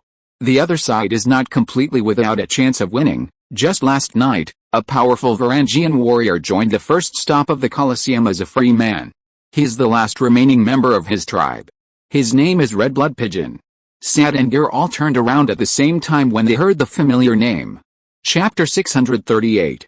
Just a few hundred meters away from Dulal's group, Red sat calmly on the lower level of the Colosseum. The bloody massacre that had occurred at Nicholson Manor 2 weeks earlier had been completely suppressed by the manor's servants as the bodies were buried one after another. When the manor's owner, Li Zuai, returned from the banquet, she noticed nothing unusual. This was, of course, because the operators were all professionals. The combined power of the Turkic bandits, Arab sorcerers, body snatchers, and yin-yang disciples surpassed even the most professional criminals in the city. Thus, the Red family established a firm foothold in Nicholson Manor. After successfully replenishing her lost spiritual energy with the evil spirit essence, Jelin's health improved significantly. The 3 excess evil spirits were forged into Shikigami by Mokui and stored as a treasured spell. It seemed that everything was heading in a positive direction. But for the 15-year-old Red, this was not a good thing. The tiger in the forest bell will forever remember the sweet taste of human blood after tasting it. For a born warrior, the physical memory of his first battle with the mighty Chosen One is unforgettable. His powerful ancestral bloodline allowed Red to recover in just 3 days. But when he once again took up his pitchfork and began farming, he felt as if every cell in his body was unresponsive. His monotonous, relentlessly routine life left him with nowhere to vent the burning blood within his chest. Late each night, he could feel the simmering heat simmering in his brain, nearly turning him off to insanity. Unable to calm himself, he would leave the manor barefoot, seek a secluded spot in the mountains, and howl like a wolf. Even so, he couldn't vent the simmering blood within him. Mokui witnessed all this and wanted to help his adopted son, but after much deliberation, he seemed powerless. The bloody massacre at the manor must have ignited the previously dormant blood within him. His ancestors, wielding axes daily, battled giants, monsters, and even the old gods in disparate battle. The inheritance of this bloodline into the modern human body might not necessarily be a blessing. Meanwhile, Jelin's condition improved significantly after consuming the elixir concocted by Mokui. Though her hair remained gray, her lethargy had significantly improved. The Nicholson family spirits had existed in the human world for untold centuries before being captured by Mokui. During this time, they relentlessly slaughtered their own kind, absorbing their psychic energy for their own use. Once in Mokui's hands, they were refined into elixirs, compressing all the energy within their spirits into Jelin's meridians, forcing her to breathe life back. However, Bachelor of Medicine Alan had a different view. In Alan's eyes, Jelin's spirit had been nourished and strengthened by abundant psionic energy, but her body remained dilapidated and aged. According to the research of the Bachelor of Medicine students in the Citadel, The most urgent task now was to procure nourishing supplements such as cordyceps and ginseng, harnessing the psychic energy of these rare treasures to improve her health. Such items were readily available in Constantinople, but they required considerable funds. Just then, Red's old friend from the Badger gang, the alchemist Blackens, approached him, hoping they could team up and enter the Colosseum to make a killing. No matter how you looked at it, there was a strange coincidence hidden within. Moki objected immediately, but on reflection, he didn't see any reason to object. But remember, Red was still a wanted criminal. In this city, wanted criminals could directly contact the gladiator lord to enter the Colosseum and fight to the death. If they won, the king might pardon them on the spot. This was the quickest way to clear their name. Furthermore, for the 10 days of the king's birthday celebration, the manor's owner, Li Zuai, would be staying in Constantinople. For the entire 10 days, the manor's servants would be idle. Forget it, let him go. The dire wolves of the forest couldn't be kept in captivity. As Red aged, the blood of his ancestors within him could no longer be suppressed. So, let him live his own life. Since Jalen had already spoken, Moki naturally didn't need to say anything more. Red bid farewell to his parents and followed his gang mates to find a gladiator lord. After defeating several low-ranking chosen ones, the two were assigned to the warm-up performance at the Colosseum. Normally, no one wanted to take on this kind of warm-up duties. They would be like sandbags for warm-up exercises, slaughtered by the likely champions. After all, the purpose of cannon fodder was to help the audience quickly familiarize themselves with the favorites and showcase their strength in the shortest possible time. Entering the Colosseum for the first time, Red Blood Pigeon naturally didn't know the ins and outs of the arena. But for him, it didn't matter. As long as he wasn't bent over in the fields, learning Eastern land etiquette, or serving that noble lady, being able to take up arms and fight was the best life for him. With his mind clear, he looked at his teammates. They were a group of demi-humans, barely chest-sized, with thick legs and ferocious faces. Humanity's evolution from its ancestors who battled giants to its present form has been a long one. During this period, the vast majority of humanity moved constantly due to trade and warfare. This population movement led to intermarriage between different races, resulting in a uniform appearance across the continents. However, in some isolated and shady places, a significant number of subspecies managed to survive through self-reproduction. This long period of isolation has left them significantly different from the mainstream population, both in appearance and in physical function. The group of leprechauns imprisoned in the same cage as Red are a subspecies of human inhabiting the scattered islands of the English Isles. As the opening battle of the king's birthday, the Roman nobles clearly had no intention of playing it safe. They were well aware of the power of the gladiators under the command of the House of Crassus. If anyone were to be struck by these warm-up mats, they would most likely die. Since that's the case, why not give the audience something different and fresh right from the start? Hey, brother, give me a drink, give me courage. A pitch-black hand reached out, holding a pitch-black wooden flagon. Alchemist Higgins, beaming, took the flagon, took a swig, and then passed it to his companions. Red looked at his gang friend and shook his head helplessly. There are no so-called rules in the underworld. Survival and defeating those who stand in your way are the ultimate rules. Hey, guys. Once you enter the arena, fighting alone is a sure thing. We're here to try and pull off an upset, to see if we can pull off a major upset. Only by working together can we increase our chances. What do you think? Would you consider joining us? My companion is a powerful Viking. Did Godslayer Loki survive? His father once conquered the land alongside Loki, a true hero. No one knows his identity, but I'm telling you. We're entering today to try and pull off a major upset. Blacken's eyes widened as he spoke with a serious air. He was a true anomaly among the Badger gang. While the alchemist Blackens was indeed a Roman citizen, he possessed a significant amount of northern continent Negro blood. No one knew his exact family background, whether noble or humble. Red, the one who knew him best within the gang, knew only that he had originally been a lowly apprentice at the Citadel. During the day, he cleaned rooms and copied notes for the scholars, only conducting his own research in the basement at night, when the world was quiet. Yet, even with these limited resources, Blackens established himself as a separate group, pursuing his own research in anatology. Red suspected that his research would eventually be exposed, forcing him to leave the Citadel and enter the marketplace.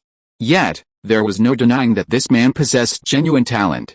Even more remarkable was that he possessed a more down-to-earth air than the proud scholars, making it impossible for others to imagine what lay within his mind. He was speaking to a black man, his physique as black as ink. Remember, at that time, the northern continent, besides Egypt, also boasted hundreds of tribes of dark-skinned indigenous peoples. Many of them left their homes on ocean-going trade caravans, seeking a living in the more prosperous human cities. Get lost, a sallow-skinned man, weighing nearly 300 pounds, shoved Huggins aside, snatched the wine jug from his hand, and gulped down a few gulps. The sallow-skinned man had clearly secured his allies, as his companions quickly devoured a large bag of liquor. Huggins glanced at Red and gave him a subtle smile. Then, as if by magic, he produced another bag of wine and extended his arm to the demi-human leprechaun in the next cage. "Brothers, this is your first time in a gladiatorial contest, isn't it? I'm different.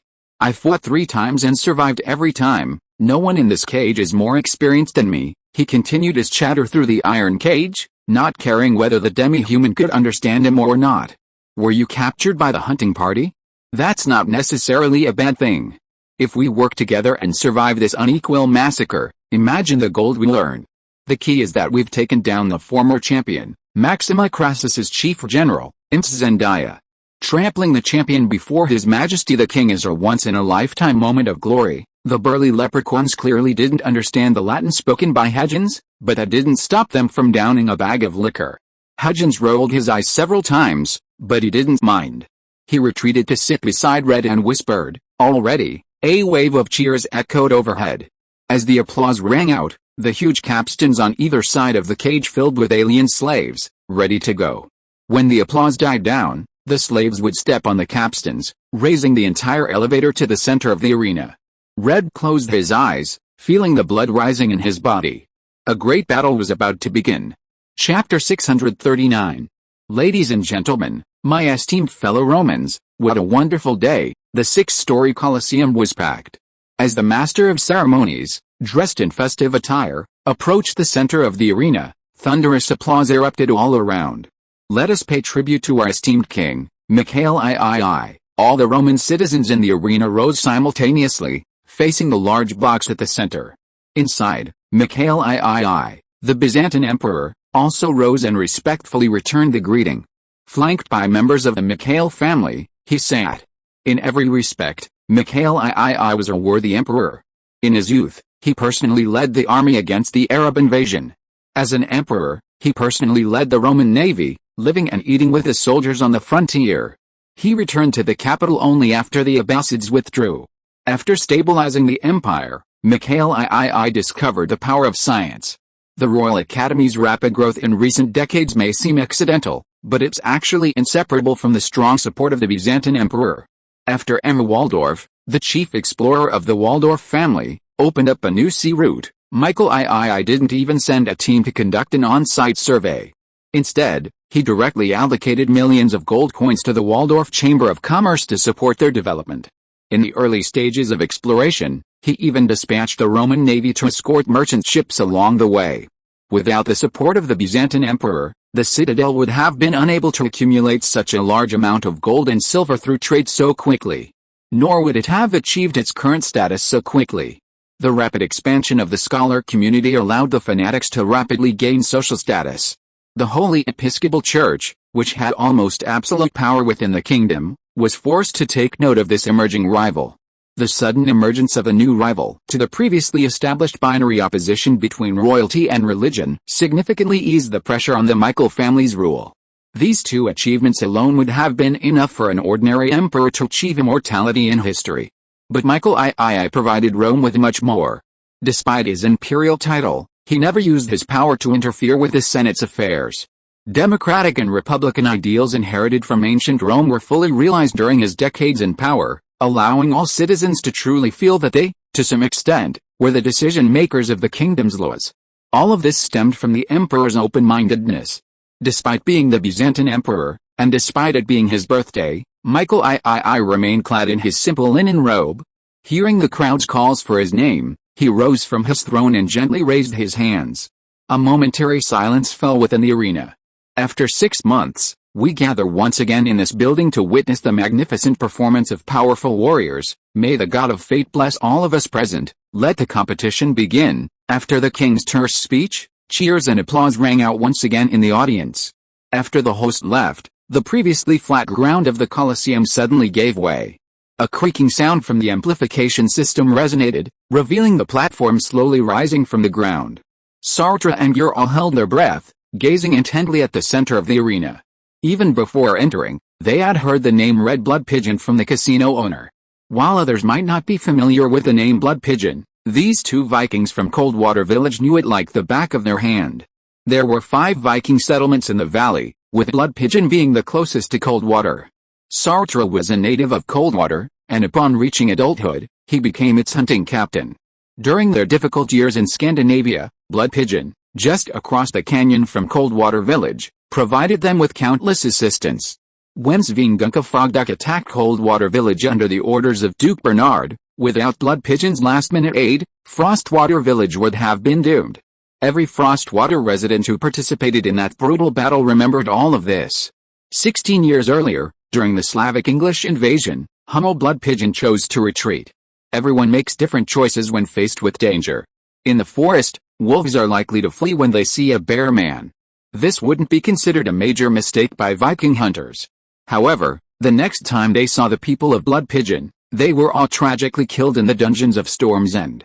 All of Glor's witnesses to the defense of Frostwater Village were fighting on the English Isles. Among the elderly, women, and children left behind in Scandinavia, no one could explain what had happened.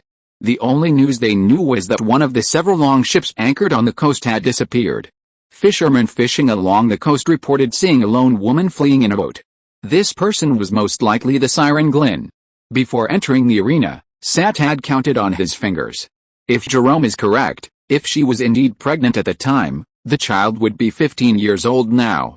Could it be that the casino owner mentioned the last remaining members of Blood Pigeon Town? If so, does this mean that the long-lost Siren Green also lives in the city? Chapter 640. Everything that followed was a passing cloud to Sartre. Any event, under the Romans' wing, would be adorned with elaborate embellishments to create a sense of solemnity. This year's performance at the Colosseum was the rise of the kingdom. Before the gladiators entered the arena, drummers and trumpeters lined up for a chorus. Then, several actors emerged to recount the life of Rome's founding emperor, XX. During the performance, Crassus's retainers, clad in golden armor, formed 2 columns and rushed out of the Colosseum's side entrance. Each one clutched a gleaming silver weapon, their high morale radiating from their appearance perfectly reminiscent of the Romans' imagined vision of a founding emperor. The reason the annual duels at the Colosseum attracted citizens from across the Western continent was that the meticulous craftsmanship involved was unmatched by any ordinary battle. Having finally gathered so many of the Western nobility, the rulers naturally seized this precious opportunity for publicity. In almost every duel, the Romans would create a group of heroes and villains, dressing them up in historical costumes before teaming up to fight. No other city in the world could boast such elaborate duels except Constantinople. Sat clenched his fists, staring intently at the deep darkness at the center of the arena. Red, entering the arena as a free man, couldn't possibly be a Roman soldier. He must be playing the role of cannon fodder in the Emperor's Rise. When sunlight finally revealed their figures, a platform slowly rose from the ground, revealing a multitude of tattered gladiators. According to the storytelling set by the host, this was the first enemy King XX's army encountered after leaving the city, a band of marauding leprechauns and their barbarian mercenaries. The story was admittedly far-fetched, but the enthusiastic audience paid no mind. Phoenix had chosen excellent seating for the Vikings. Those seated in front, behind, and on both sides were members of Constantinople's upper class. The wealthy merchants and nobles, who had been polite before entering the arena, had now completely cast off their usual disguises. They waved their betting tickets and roared the name of the hero, Zendaya. It was clear that almost all of them had placed their silver coins on the hero's side. Amidst the crowd, the overly calm Satyr, completely isolated from the frenzy surrounding him. The nobles' stands were not far from the arena, and from his vantage point, he could clearly see every face in the center of the arena. His gaze immediately fixed on a tall, impassive young man. The reason was simple. Standing among the mortals, his long, bright golden hair and nearly 2-meter height made him stand out. Satyr, Loki, Blind Mountain, and green, they had grown up together. Even though the two companions had long since died, their faces were still vividly etched in Satyr's mind. 90% upon discovering the last remaining member of the blood pigeon tribe, Satyr's first reaction was to send a carrier pigeon to contact Loki. He knew that Loki had been searching for Grin for years. Childhood affection aside, before the Battle of Frostwater Village, Grin the Siren was the only one to rush to its aid. In life, it's easy to add icing on the cake, but helping in times of need isn't something everyone does easily. Especially when their own lives are at stake. Blind Mountain, Hummel, and the rest of the Blood Pigeon tribe were dead, but as long as there was a glimmer of hope, Loki would surely seek to find Grin the Siren again. However, now, the young man's fate rested solely in his own hands. With a resounding roar, the gleaming golden Roman cavalry, waving their banners, galloped forward. The 26 cavalrymen, a flowing river of steel, weren't massive, but their leader, Zendaya, was a former champion athlete. He had a stable of financial backers within Constantinople's upper class. The cavalry's charge, coupled with the roars of the thousands of spectators in the stadium, had the air of a legionary charge. Opposite the cavalry, the leprechauns and free warriors were also lined up in battle formation. The Roman citizens expected a thrilling duel, not a one-sided massacre. Even in the initial warm-up routine, the opponent couldn't afford to be too soft. The arena administrators had their reasons for capturing these leprechauns. By 810 AD, the Celtic Druids had nearly become extinct, but this subhuman species, barely waist-high, persisted in the eastern Ingrid Islands. Their survival was well-founded. Seeing the cavalry charging, spears raised, the leprechauns broke free from their chains and cried out in shrill voices. Their words uttered a prophecy completely incomprehensible to ordinary humans, more like beasts than humans. Their short stature was not a disadvantage against the cavalry charge, rather, it provided effective cover. Hitting the leprechauns with their spears was nearly impossible for the Roman cavalry. As the cavalry charged, the 40 gin, 100-pound, armor they carried created a tremendous impact. Seeing that he couldn't penetrate the leprechaun's defense with his spear, Zendaya raised his spear and tried to crush them with the iron hooves of his warhorse. However, he never expected that this would fall right into the leprechaun's trap. If you are listening to this novel on a channel other than Fanfic World, it means it was downloaded and re-uploaded without effort. We warmly invite you to visit our channel, Fanfic World. There you will find the original version of this story and many other novels of various genres.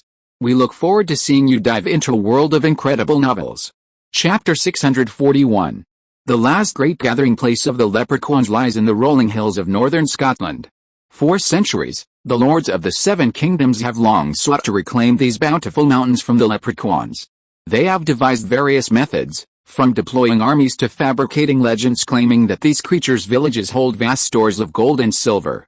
The lords have made intermittent progress, but have never completely eradicated the leprechauns from their territory. Their inability to completely destroy them only strengthens the survivors. Having weathered countless human attacks, the leprechauns have become well versed in every attack method humans can devise. Facing a cavalry charge, flight is futile. The leprechauns raise the soft sands from the ground, creating a barrier of yellow sand. When the cavalry charged, nearly half the leprechauns were crushed by the horses' hooves, but some still managed to survive the charge. Then it was time for the leprechauns to strike back. The gladiator lords traveled thousands of miles to capture all manner of strange creatures from around the world, all for the express purpose of putting on a spectacular spectacle. Before entering the arena, the leprechauns had never starved, and aside from the chains binding their hands, they had endured no other abuse.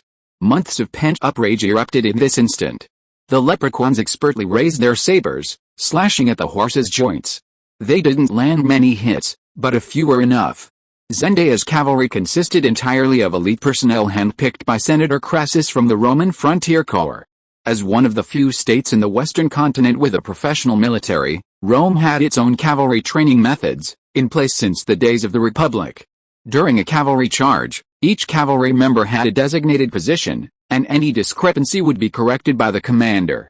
Through daily drills, the formations were ingrained in the very DNA of nearly every soldier.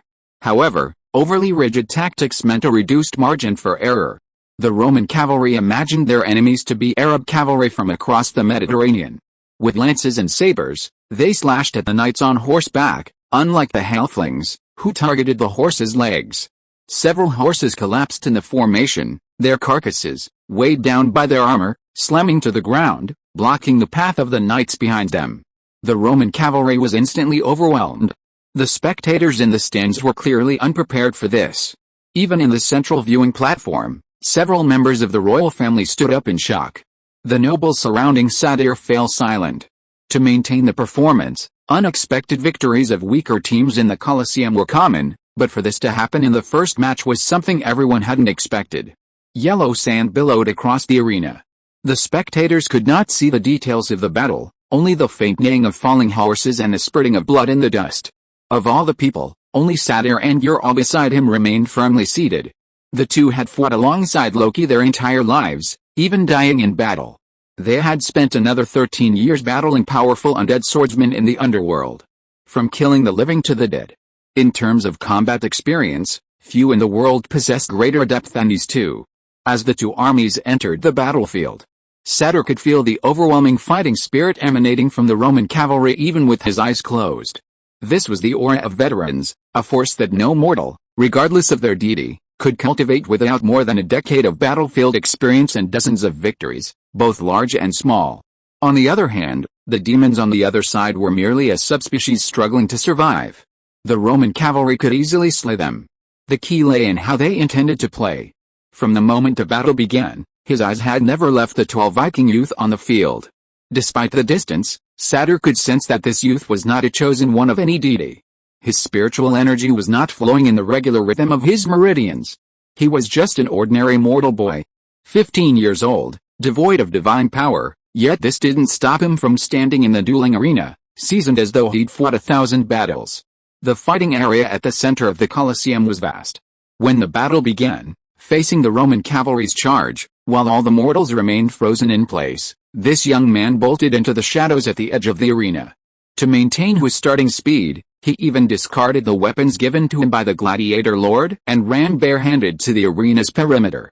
Satyr frowned slightly at this choice. The young Vikings were taking up their axes for the first time in battle, and the older veterans worried most that they would rush too far and lose their lives in vain. The most difficult lesson in training a Viking warrior wasn't how to strike, but how to retreat. The ancient training that considered death in battle the greatest honor instilled in each of them a fearless attitude in the charge. This red-blood pigeon was clearly not the Viking youth he'd imagined. What's he trying to do? Sartre instinctively put his own spin on the situation. The Colosseum, after all, wasn't a showdown between nations. The limited space could only accommodate a small number of gladiators. The Roman cavalry consisted of only 26 riders. From the perspective of winning, taking advantage of the Roman cavalry's disarray and landing a few blows would undoubtedly reduce their manpower.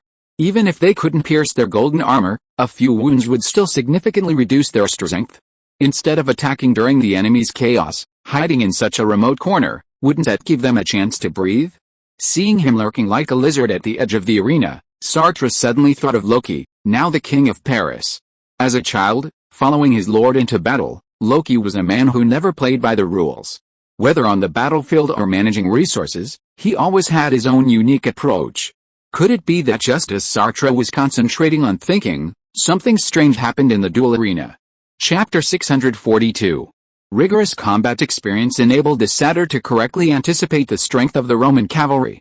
After a brief flurry of disarray, the leprechauns roared, brandishing their sabers and slashing at the fallen knights.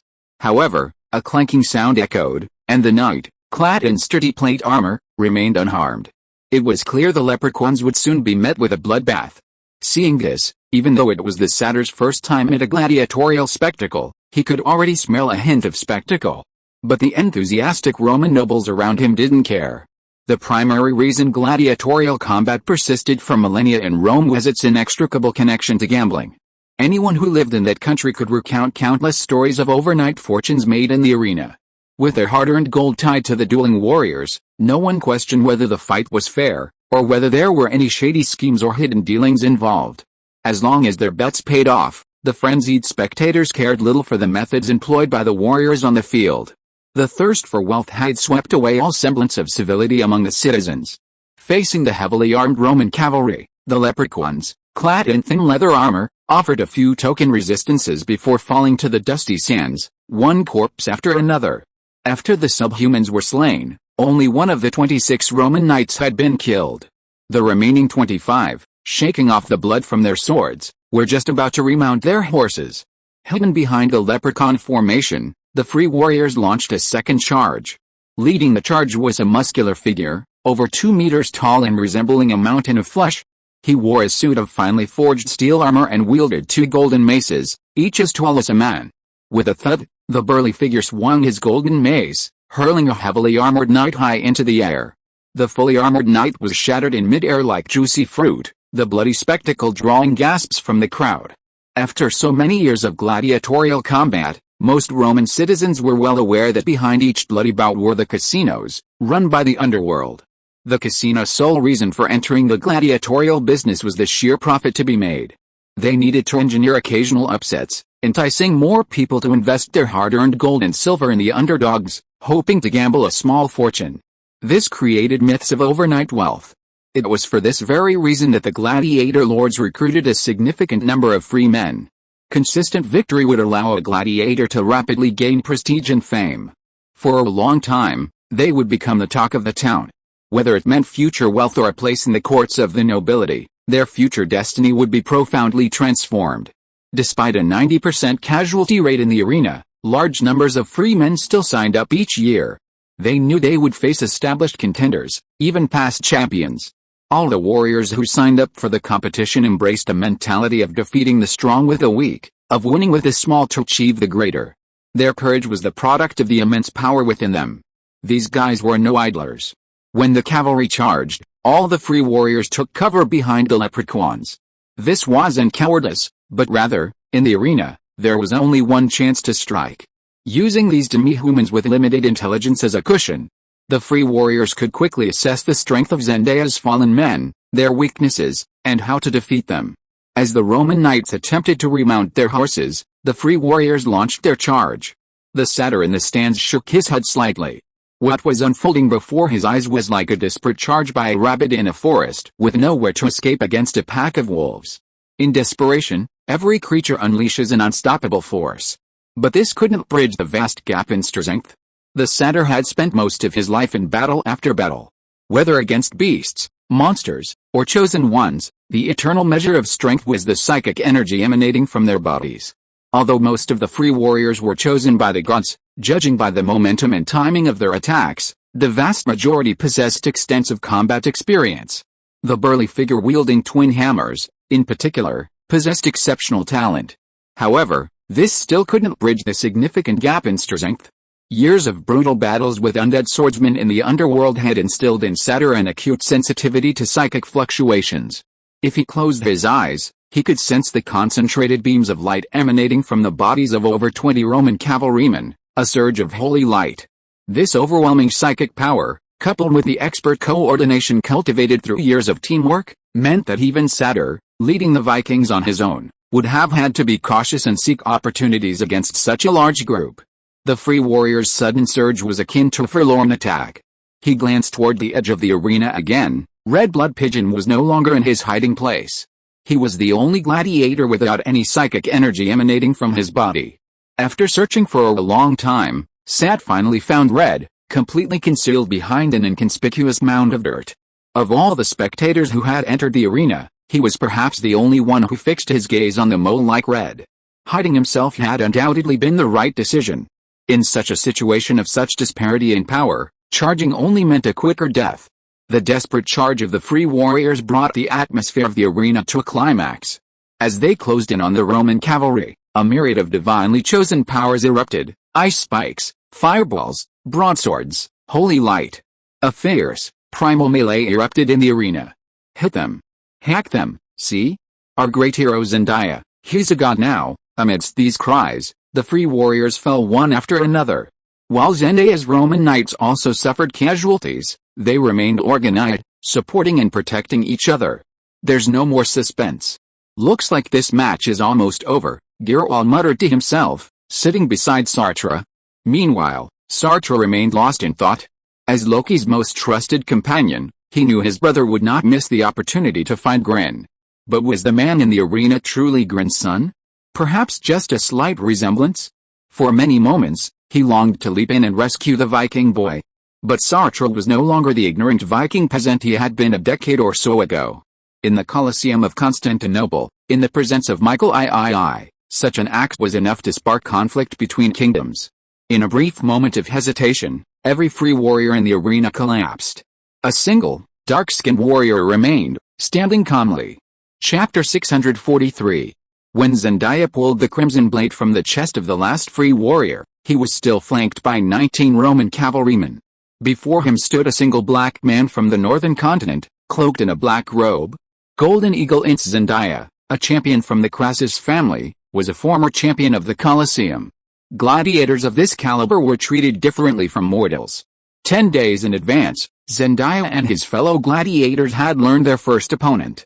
If they so desired, they could have fought in 10 breaths. Defending the frontiers required achieving the greatest possible outcome with the least force, but that wasn't the case in the arena. It was ultimately a performance. Second-rate gladiators would pursue victory at all costs, while first-rate warriors sought to achieve victory while simultaneously satisfying the needs of the gladiator lords, casino owners, VIPs, and the audience. This was no easy task. By this point, Zendaya and his gladiators had essentially completed their mission. The audience had witnessed the peculiar fighting methods of the demi-humans, the various unconventional combat techniques displayed by the free warriors, and the bloody scenes of the fight. With this final enemy defeated, they would claim their first victory. Returning to Crassus's mansion that evening, they would find fragrant wine and alluring dancers waiting for them. The question of how to eliminate an enemy was left to their champion, Ince Zendaya. Zendaya wiped the blood from his sword and approached the final black man in the arena. The Crassus family's wealth and prestige, combined with his own formidable combat prowess, allowed him to access information inaccessible to others. According to the intelligence provided by the gladiator lord, this thug named Alchemist Hedgens was a member of the Badger Gang, a faction within Constantinople's underworld. 5 years ago, he had been ascribed to Magic I Fabrin, the chief alchemist of the Royal Academy. It's said that his research into the critical art of death alchemy ultimately led to his expulsion from the citadel. With nowhere else to turn, Brukin found support in the underworld of Constantinople, relying on his wits and ingenuity to eke out a living. Meester, brilliant, and desperate, these words piled together made him a formidable prospect in the eyes of ordinary gladiators. Yet, Zendaya's eyes remained wary as she gazed at him. He couldn't quite pinpoint what had gone wrong, but his throbbing temples told him there was more to the dark-skinned figure before him than meets the eye. Kill! Kill! Kill! The roars from the stands echoed like a landslide, echoing from the financiers who had placed their bets on Zendaya. With only one opponent left, if Zendaya pierced his throat with a single blow of her sword, these nobles would secure their first victory. While the odds for the championship weren't high, a few thousand gold coins staked would at least yield a few hundred. This was much quicker than the painstaking business of being a grandson. Don't you think these Romans seem a bit dangerous? Girol, who had been sitting beside Sartre the entire time, whispered softly as he observed the situation intently. Girol didn't show much enthusiasm for this duel, which Phoenix had described as once in a century. Compared to real war, this small-scale brawl involving a few dozen people was nothing. The gladiators' fighting abilities were quite average in the eyes of these veterans. Not to mention, such events often involved some element of performance. His mind was still replaying the bizarre experience in the Great Baths last evening. Was everything that happened in the darkness real? And, what that mysterious woman looked like? He could barely remember it now. Zendaya stepped over the pile of corpses, stepping towards Brukin, who was shrouded in a black robe. Are you trembling, my dear friend? He had to admit, his words were true. Among the Badger Gang, Hedgens was by no means a qualified fighter. In most gang operations, he served as a support staff member, utilizing his vast knowledge of alchemical sorcery to facilitate the gang's operations. This was a first for Hedgens, facing death so closely. No, my calculations couldn't be wrong. Even if the leprechaun is small, it should have taken effect by now. Could it be, damn, could it be that fat guy is just too big? These unconscious mumblings completely extinguished Zendaya's patience. He had seen similar scenes too many times. In most cases, they were merely the unconscious ramblings of a dying man. Facing the rising sun, he raised his radiant golden broadsword. Brukin remained motionless beneath his sword, completely refusing to resist. Amidst deafening cries of killing, he slowly raised his broadsword. Just as he was about to strike, a dull explosion sounded from behind him. Chapter 644. The Royal Academy has expanded rapidly in recent decades. Their only enemy is the all-powerful Church of the Holy Fathers, a power that dominates the Western continent. In its early days, the Academy was a remarkably open community. Scipio Mikhail placed no restrictions on the research interests of his scholars, allowing them to pursue whatever disciplines they desired. However, as the number of scholars grew and the Academy was established, and as scholars gained seats in the Senate, they were inevitably marginalized by the Church of the Holy Fathers. Blackens was expelled from the Academy, similarly due to the behind-the-scenes manipulation of these charlatans. Within the Academy, Blackens, always dressed in black and wearing a dark mask, was a distinctly unconventional figure among the scholars. His research was also profoundly eccentric. While other alchemists in the tower were still grappling with how to create potions to enhance the power of magic, Blackens' attention fell on the common people of Constantinople. He keenly recognized the enormous potential that energy could have for improving people's lives. Blackens was born in the barren and desolate northern continent. In the Middle Ages, the wood that was plentiful in the western continent yielded very little food in the endless sea of sand. Providing his people with cooked food and nighttime illumination was no easy task. While resources were scarce in the northern continent, what was most abundant were a variety of ancient and ferocious beasts. Blackens keenly observed that even after death, the spiritual energy within all living things did not dissipate rapidly. If so, could a method be used to generate energy from worthless corpses? The research atmosphere within the citadel was free and expansive. In the eyes of the chief scholars, any science with a potential to benefit human civilization was prioritized. However, Blackens' repeated detonation of corpses finally caught the attention of the Holy Archbishop's Church. According to Holy Archbishop doctrine, any desecration of a corpse is a heinous crime punishable by death. Under pressure from the Church and the public, Blackens was forced to leave the citadel. However, his research continued unabated. However, over the next decade or so, he made no progress. His entire achievement was limited to detonating corpses like bombs. In a way, this could be considered a way to utilize corpses as waste. However, it was a far cry from his original vision of creating energy from corpses. 13 years later, Higgins looked back at himself in the bronze mirror and realized he was no longer the young man who had once been determined to change his village. As a child, his dream was to find a way to allow all residents of the northern continent's deserts to freely utilize fire like the people of the western continent. His original intention was to improve the lives of his people. However, 13 years later, after countless setbacks, he now only wanted to win a prize in the arena, earn enough gold to live a prosperous life for the rest of his life. As for his people in the northern continent's deserts, Higgins had completely forgotten their appearance. He had tricked innocent companions into drinking a potion, then used their bodies as weapons after their death. These actions, considered immoral by mortals, were nothing to him. A long and difficult life quickly washed away all his conscience and humanity. For 13 years, his entire research had been limited to detonating corpses in one go. What seemed like a useless skill in academia proved to be a hidden killer in the arena. This killer move clearly exceeded Zendaya's expectations. As he raised his broadsword, a dull explosion echoed from behind him. He hadn't noticed the recently deceased giant's body had swelled to the size of a giant ball. The rapidly inflated air in his abdomen created a force that cracked through his heavy plate armor. By the time a Roman cavalryman finally noticed his vision, it was too late. With a muffled thud, the burly figure, weighing over 300 kilograms, exploded in a cloud of dark red blood. Before the Roman cavalry could react, the second and third bodies exploded in quick succession. Zendaya turned, only to be met with a crimson mist. The shattered remains of the corpses splattered onto the heavily forged armor of his men, acting like acid on metal, sending up a thick, acrid mist that rapidly corroded the forged steel armor. Just then, the vanishing red blood dove reappeared. He gripped a 5-meter-long iron rod with both hands, and like a fallen eagle, he plunged it into Zendaya's shoulder blade. When the Misters began to use their brilliant minds for murder and robbery, the threat they could unleash was truly astonishing. Alchemist Blackens was no mindless ruffian. Entering the arena, he was determined to win. From his observations of gladiatorial bouts, he knew the private armies commanded by Roman nobles would be clad in heavy plate armor. Because the chosen under the Holy Church were not particularly skilled in combat, They would need the added strength of thick armor and divine weapons to contend with the Tang Dynasty sword cultivators and the fire transmission gang.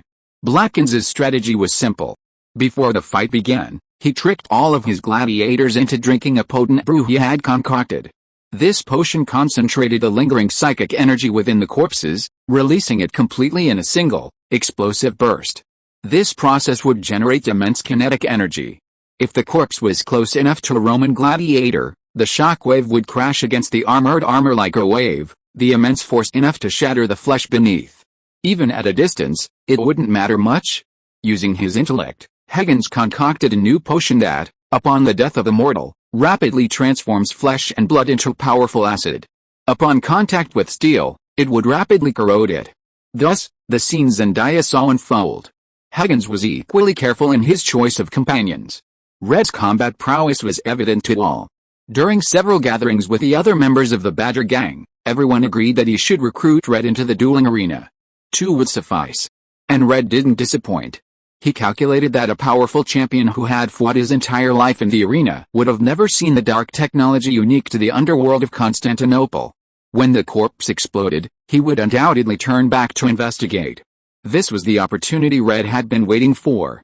As the fight began, he, like a humble gerbil, sprinted to the edge of the arena and leaped onto the viewing platform, hiding in the shadows of the audience, waiting for his chance to strike.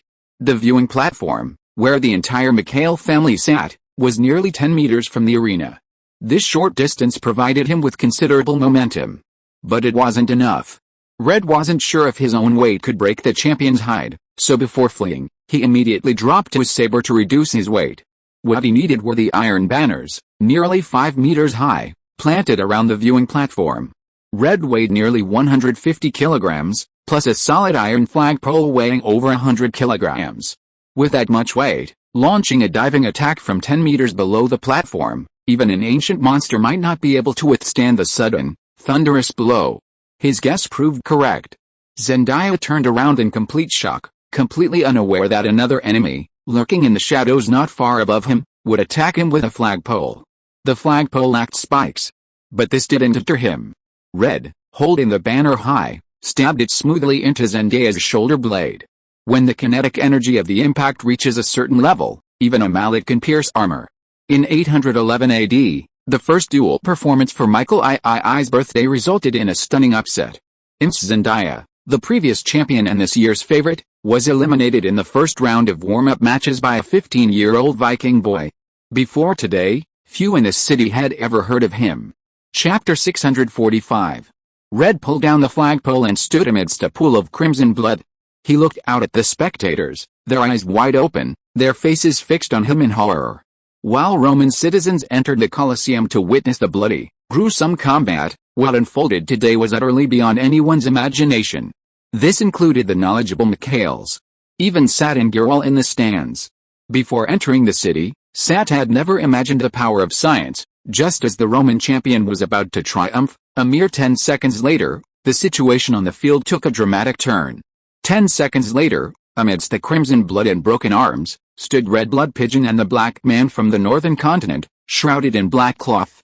Oh my god, am I seeing things? Is that really the body of our invincible Zendaya, the champion from Crete, lying on the ground? Is it hard for me to believe this for a moment? The winner had been decided, yet the enthusiastic Roman audience, even after a long moment, still refrained from applauding the victor.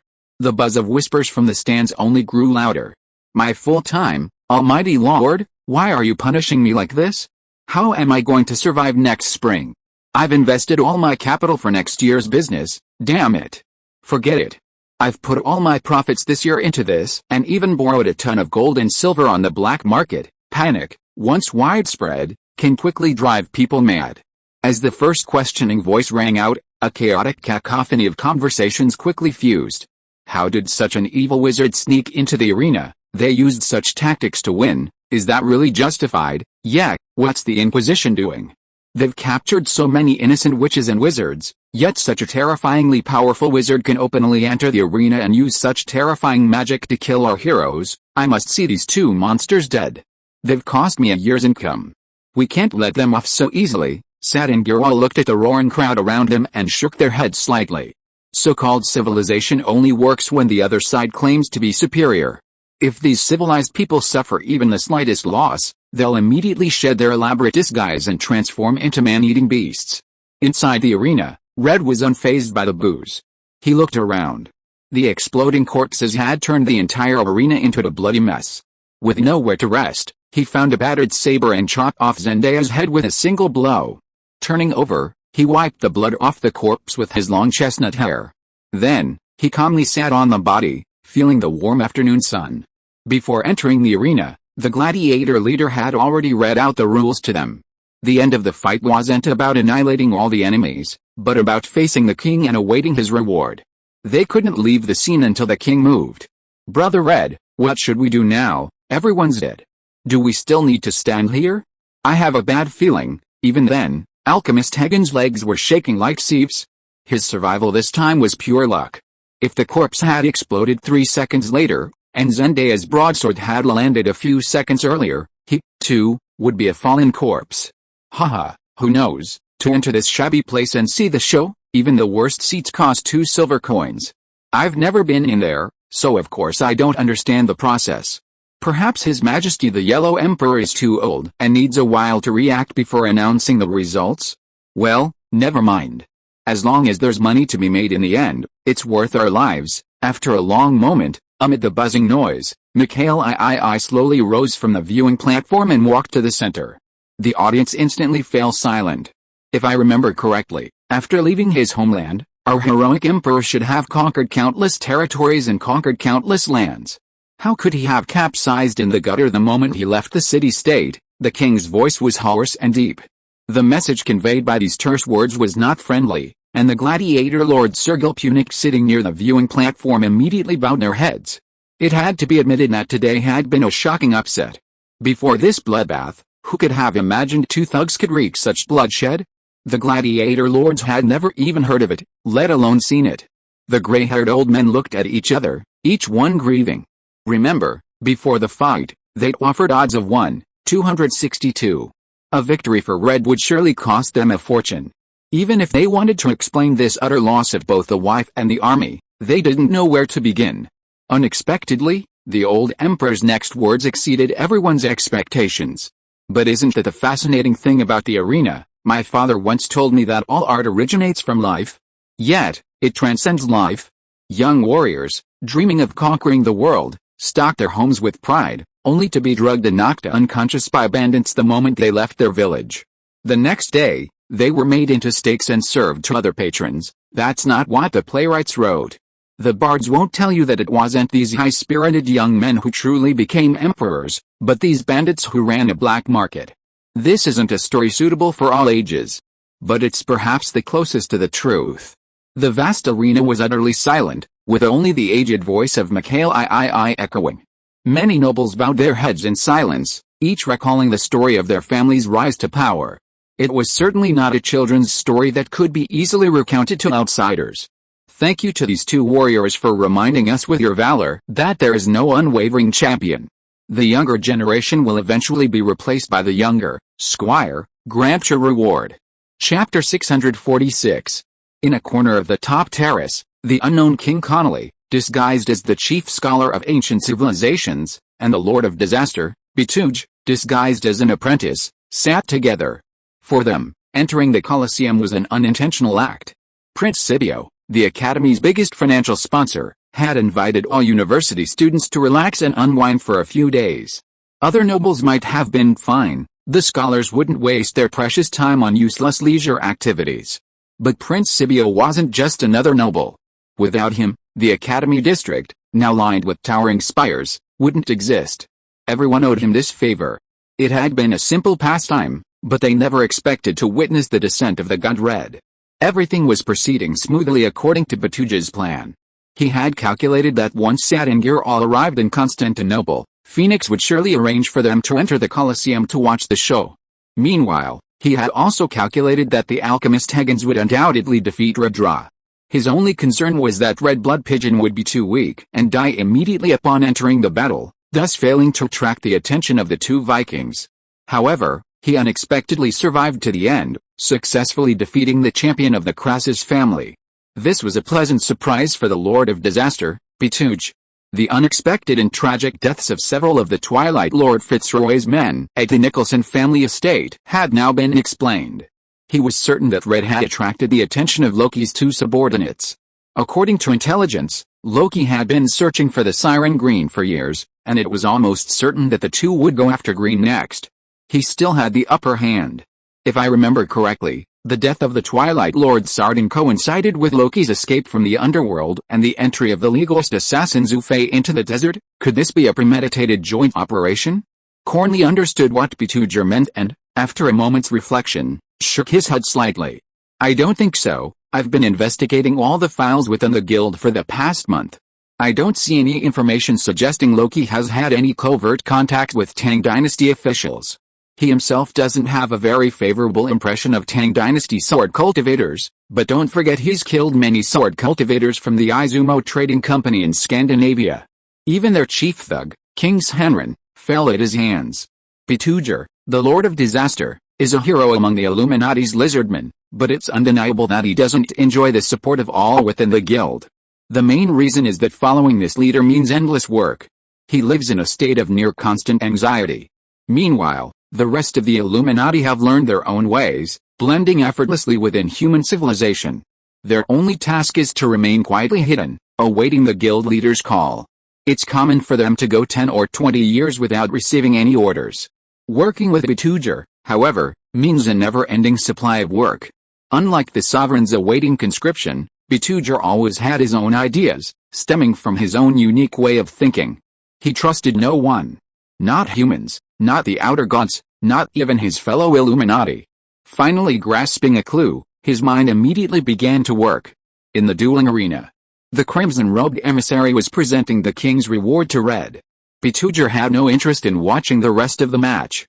He stood up silently and left the scene, boarding a carriage back to the Tower of Learning.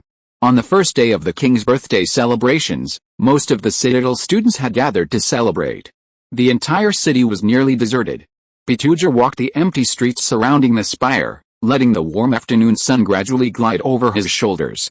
Returning to his study atop the tower, he closed the door and sat in the center of the room. This one lasted 3 hours.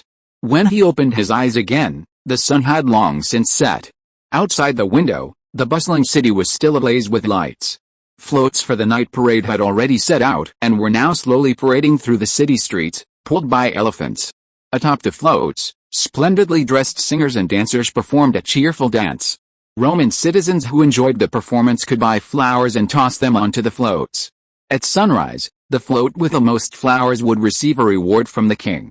Betuger had no interest in these worldly pleasures. He opened the window to stand outside the spire. Each of the Mr. spires within the citadel soared 30 to 50 meters. Stepping out from the window and onto the edge of the spire would mean a fall. But Betuger remained unfazed, steadily approaching the summit. Bright moonlight poured down, swiftly converging before him, a nimble figure bearing 2 swords. "Master, what are your instructions?" A gentle evening breeze drifted from the tower's height. Betuger gazed at his subordinates, and after a long pause, he seemed to finally make up his mind. Chapter 647. Red Blood Pigeon was naturally unaware of the massive vortex he had unknowingly stirred. He was immersed in the fleeting trance of fame and fortune. Before entering the arena, Red's thoughts were simple. His sole goal was to collect the bounty to purchase sufficient medicinal herbs to keep his mother alive. After the battle, he never imagined that, of all the consequences of his victory, the bounty was merely the most insignificant. The fame and fortune that came with the title of champion killer struck him like a mountain of gold from the sky. Red shook his head slightly and downed his third glass of red wine. If memory served him correctly, this was the third wave of wealthy merchants to invite him to a banquet tonight. Through drunken eyes, he gazed at the beautiful young Roman women surrounding him. He knew that with a nod, he could have as many bed companions as he wanted tonight. But he wasn't overly excited. This same scene had played out at least 4 times. He couldn't remember how he had entered this mansion, or which wealthy merchant had invited him there. By decapitating Zendaya in front of a 10,000-person audience at the Colosseum, Red had indeed cost many nobles a fortune. The first warm-up match completely ruined the citizens' interest in the subsequent performance, so much so that, unprecedentedly, half the audience had already left the Colosseum before the final contestant arrived. Where there are disappointments, there are also triumphs. Every year before the Colosseum opens, a certain number of gamblers, hoping to get rich quick, place their bets on underdogs. Losing, they consider it a minor matter. Either way, there's a death sentence. In the Roman worldview, there's little difference between dying a well-fed person and dying a starving one. If you think about it, being able to spend all your gold and silver before death is a blessing. But if Clotho, the god of fate, smiles upon them, a mountain of gold will fall from the sky. The average odds for underdogs ranged from 50 to 80. Throwing 100 gold coins into a casino would transform them into a mountain of gold in just a few minutes. This was a fortune the average businessman could hardly accumulate in a lifetime. To attract more citizens, casino owners would pile up miniature mountains of gold coins at the casino entrance. Roman citizens would witness scenes far more dramatic than theatrical. Women who had abandoned their families wept and knelt before the gold coins, begging their husbands to forgive their momentary blunders while greedily eyeing the coins. Debt collectors and their thugs lay in ambush, their short clubs tucked at their waists hidden by their linen robes, ready to reclaim the principal and interest. Of course, the entire family would show up, like hungry hyenas on the savannah, each trying to grab a bigger share of the treasure. After winning the match, Red received a winner's medal from Michael II and a 300 dinar prize. However, before he could even leave the Colosseum, the rapacious victors swarmed over him, surrounding him. They seized Red's hands and feet, hoisting him high above their heads, enthusiastically hailing him as champion, god of wealth, even savior. They dragged Red straight from the Colosseum's main entrance into the palace for a round of fine wine. The stranger victors toasted together, savoring the indescribable joy of winning a high-stakes gamble. 3 cups of wine later, the strangers had become the closest of friends. Today, they were known only as the victors. Before entering the arena, no one in the city knew Red's name. But after just one morning, he had become a sought-after friend, sought by the nobles and merchants alike. Over glass after glass of fine wine, young Red gradually realized that the 300 dinars awarded by the wealthy king were the least of his gains from winning the championship. A 15-year-old champion killer held boundless possibilities. His foggy mind could no longer recall the entirety of that night's events, but he vaguely remembered a noble offering 500 gold coins a year, plus servants in his mansion, just to make Red his champion. The only thing he had to do each year was to enter the Colosseum as a nobleman's retainer and fight. That was all. 500 gold coins a year, 10 times what a sheriff could earn, and that was just the first offer. As he attended one reception after another, countless offers were made. Some wanted him to become their bodyguard, simply accompanying the noble on his journeys and bringing him honor. A wealthy merchant offered him a seat on an eastbound caravan, promising him 10% of the profits if he completed the journey. These were all reasonable requests, but there were also quite a few who were more exaggerated. Red vividly remembered a dignified Roman elder offering 800 gold dinars for him to sleep with his concubine for a few nights until she became pregnant and bore him a healthy son. The 15-year-old Red was shocked by the offer, but he gradually came to understand. Perhaps it had something to do with a succession of power in large families. That wasn't the most outrageous offer. The most outrageous came from a high-ranking senator in the city's senate. Within the senate, Maxima Crassus and his followers were this senator's sworn enemies. He offered Red 1,000 gold dinars a year, asking only that he stand in front of Crassus's palace every day, constantly reminding Crassus that his beloved general had died at the hands of this street urchin. Haha, these rich people, their lives are completely different from ours. After downing his last glass of wine, Red had completely given up on hanging out with this group of nobles. He counted the gold coins on his body.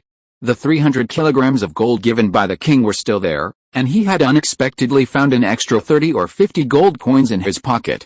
He couldn't remember where all this gold came from. Pushing aside the Roman girl leaning against his chest, Red patted his hips and was about to leave when 2 tall and sturdy figures suddenly appeared in front of him. "Gentlemen, thank you for your kindness, but I've said it many times before. I've signed a 3-competition agreement with Lord Punic. I still have 2 tough fights to fight. Even if I want to earn your money, I'll have to see if I can survive the next 2 fights. So, I'll spare you the trouble." "I'm sorry," he had said the same thing countless times tonight, so much so that even in his half-drunk state, he could speak it without hesitation in his broken Latin. The Roman citizens, whose kingdom depended on maritime commerce, held contracts in high regard. Almost anyone would have retreated immediately upon hearing such words. But the two towering men didn't flinch. This was the first time Red had seen men taller than himself in Constantinople. Looking up at the slightly aged faces, he saw the same sharp jaws, piercing eyes, and long, straight hair that shone like gold. If you are listening to this novel on a channel other than Fanfic World, it means it was downloaded and re-uploaded without effort. We warmly invite you to visit our channel, Fanfic World. There you will find the original version of this story and many other novels of various genres. We look forward to seeing you dive into a world of incredible novels. Chapter 648. As the long night drew to a close, and the first rays of sunlight appeared on the horizon, Glower, driving the carriage, could already see the mansion of Nicholson Manor. Sartre recognized Red by their facial resemblance and the ferocious fighting style ingrained in their bloodline. However, Red, having spent his life wandering the nations of the West, did not recognize Sartre, Glower, or any of the Vikings from Frostwater Village. This was an indisputable fact. Despite this, it did not faze the two Viking warriors. Back in the arena, as Sartre speculated on why the last descendant of the Blood Pigeon tribe had fallen to this state, he had already begun to harbor a vague suspicion that Greenland might still exist. The Illuminati's mass-produced potion of decay could sustain a mortal to 35 years of age. Beyond that point, the mortal body would rapidly deteriorate due to overuse of psychic energy. The fact that a 15-year-old boy entered the arena was likely related to Greenland's health. After pushing through the crowd in the tavern and meeting Red, Sartre spoke only two words to him. "Take me to the Siren Glen. In this city, I'm the only one who can save your mother." These two words instantly cleared Red's fuzzy mind. Two Vikings, who bore a striking resemblance to him, spoke fluent Norse. They immediately called out his mother's name and hinted at her possible illness. This information wasn't widely known in the city. Red blinked. Seeing his hesitation, Sartre casually tossed out the Latin citizenship token Phoenix had handed him upon entering the city. It was essentially useless to Sartre and Ural, two tourists, but for Red, who wanted to make a living in the city, it was more valuable than gold. Even if he still had doubts about their identities, such a high price would more than offset them. Furthermore, with the current state of Nicholson Manor, if these two men were truly evil, it was unclear who would be the wolf and who the tiger once they entered. On the journey out of Constantinople, Glower fell into deep sleep in the carriage. Sat, naturally taciturn, hadn't interacted much with Red. In a way, he could understand why Green hadn't contacted anyone in Normandy in all those years. It all stemmed from her personality. Green, Loki, Sat, Blind Mountain, and Oz were all of the same age and had been friends since childhood. Loki and Sat were born in Frostwater Village, while Blind Mountain and Blood Pigeon came from Blood Pigeon Town, just across the mountain. All three were Viking sea people. Green alone came from the Frost Ridge in northern Scandinavia. She was a Viking frost people. Years ago, Green's biological father, Gomez Helander, and the Lord of Blood Pigeon Town, Hummel Blood Pigeon, clashed violently during a raid. The conflict resulted in Gomez's death. To end the conflict, the Helander family sent young Green to the Blood Pigeon tribe, where she became Hummel's adopted daughter. The two, close in age, met. Sartre remembered that, though a woman, Grimm always had her own opinions. The harsh climate of northern Scandinavia had long forged the loyalty and steadfastness of the Frost people.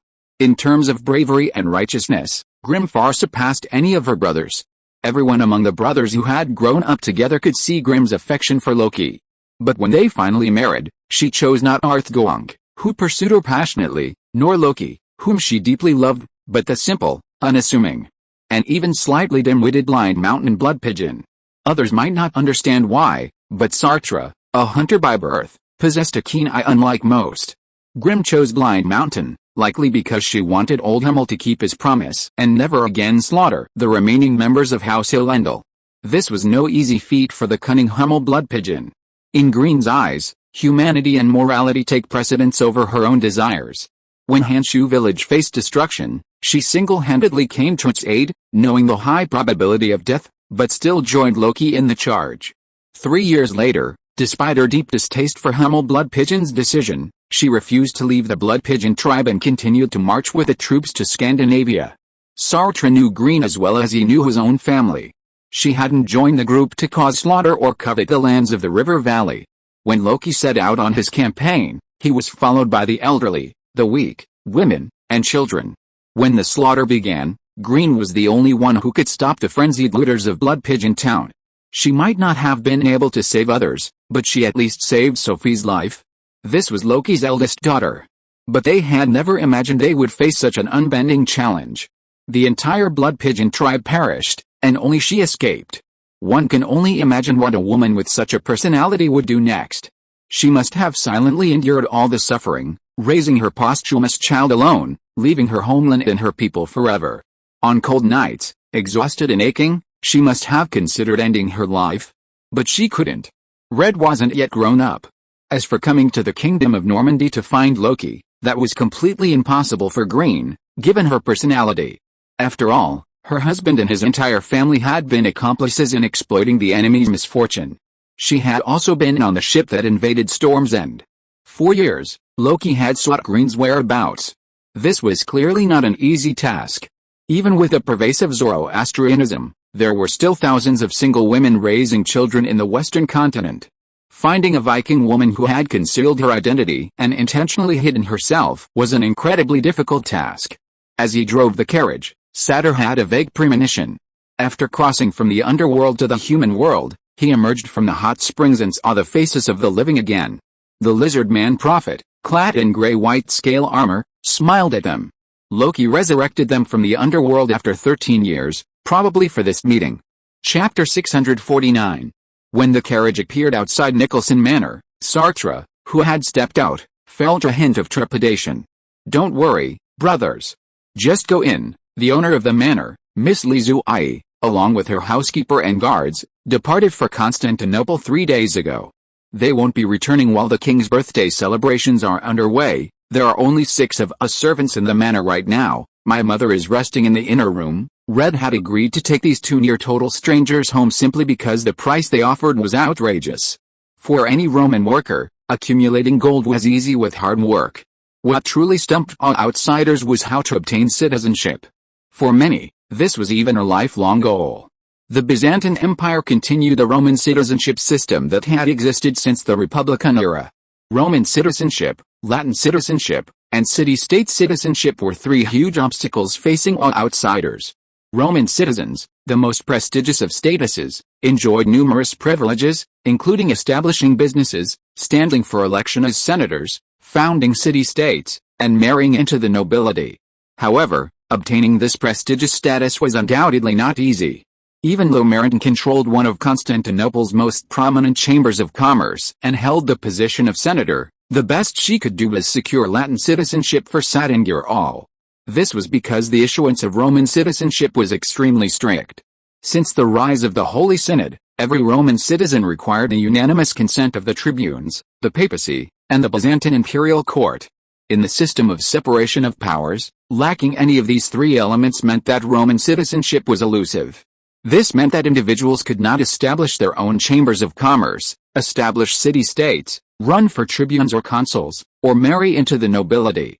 They remained perpetually transitory citizens of the empire. Acquiring Latin citizenship was much easier than obtaining Roman citizenship. Within the Byzantine Empire, over 50% of citizens living outside the imperial city were Latin citizens. Latin citizenship required 2 key characteristics. 1. Speaking Latin as the primary language. 2. Belief in the Holy Catholic Church. After meeting these 2 conditions, the senators and tribunes jointly recommended the citizen to the consuls, who then directly approved and issued the citizenship. While Latin citizens could not establish their own chambers of commerce, they could purchase land and open shops, all of which would receive the kingdom's blessing. Furthermore, Latin citizens possessed the valuable right to vote, allowing them to choose which candidate to cast their vote for. They also had the right to select their counselors. Obtaining Latin citizenship was a lifelong goal for most outsiders. Obtaining Latin citizenship did not require approval from the royal court or the church. The local consul could grant it directly. While this eased the process, it was by no means easy. No magistrate wanted to have a useless person in their domain. In some provinces, the magistrate's Latin citizenship review was even more stringent than that of the king. Many people, after working hard for 30 or 40 years, still failed to qualify for citizenship. In such cases, city-state citizenship became their only option. The lowest level of citizenship was called city-state citizenship. This was a form of citizenship granted by the Byzantine Empire to its allied states and colonies beyond its borders. City-state citizens enjoyed free entry and exit from Rome, unlike other merchants, who were not required to return within a specified time frame. Furthermore, these foreign citizens could join the Roman legions and, upon completing their service, receive the same valuable voting rights as Latin citizens. If they earned merit in battle, they could even be promoted to centurion, earning a higher level of citizenship. Naturally, the Red family, having smuggled themselves into the Byzantine Empire from the Holy Duchy of France, lacked citizenship. Upon entering the Byzantine Empire, they were forced to perform tasks that no citizen was willing to perform, their status barely higher than that of a slave. For the entire afternoon after his victory, Red declined every offer from the nobles. This was partly due to his status as a murderer, but also due to the elusive nature of the citizenship. Even after winning the Colosseum and enjoying the admiration of the masses, the highest citizenship a gladiator could obtain was still city-state citizenship. Roman spectators would affectionately pat the gladiators on the shoulders, chant their names, and toast their victories. Yet, internally, the disparity in status still gave the Romans a sense of superiority. Receiving Latin citizenship from the Sartors was the culmination of a lifetime's hard work for many Romans. Citizenship meant the ability to vote and live under the protection of the senators. These hand-elected senators would use the power granted to them by the citizens to serve them. This meant taking root in the city, becoming fully Roman. Medieval kingdoms lacked a complex identity verification system. The only proof of identity came from the tribunes and the identification cards issued by the senators. The sheriffs often seen in American television series are an outgrowth of the Roman tribune system. For example, in Rambo, the sheriff of a small town knew nearly everyone in the town and, upon seeing a potential threat, could make the decision to protect his citizens. In Rome, no sane citizen would transfer their identity token to another. Of course, this did not include Sartre and Graul. Arriving at the gate of the manor, Sartre gently tapped on the carriage. Guilor, still bleary-eyed, hurried to his feet and realized he had reached his destination. He pulled out another citizenship badge and tossed it to Red, who was standing beside him. Red opened the gate to the manor, and the two of them calmly entered. The truth was before his eyes. Chapter 650. After pushing open the rustic wooden door, Sartre paused. After a long pause, he slowly shook his head. Sartre could never imagine that the silver-white frost-born beauty he remembered had eroded through the passage of time into the state. According to real-time calculations, Sartre would be 37 now, and Glyn was even younger, at 35. However, the woman before him didn't look like a 35-year-old. Her skin was dull, her hair was graying, and crow's feet formed around her eyes. Her once slender hands were now rough and covered in tiny wounds. Many Viking frost-born women over 50 wouldn't look like this.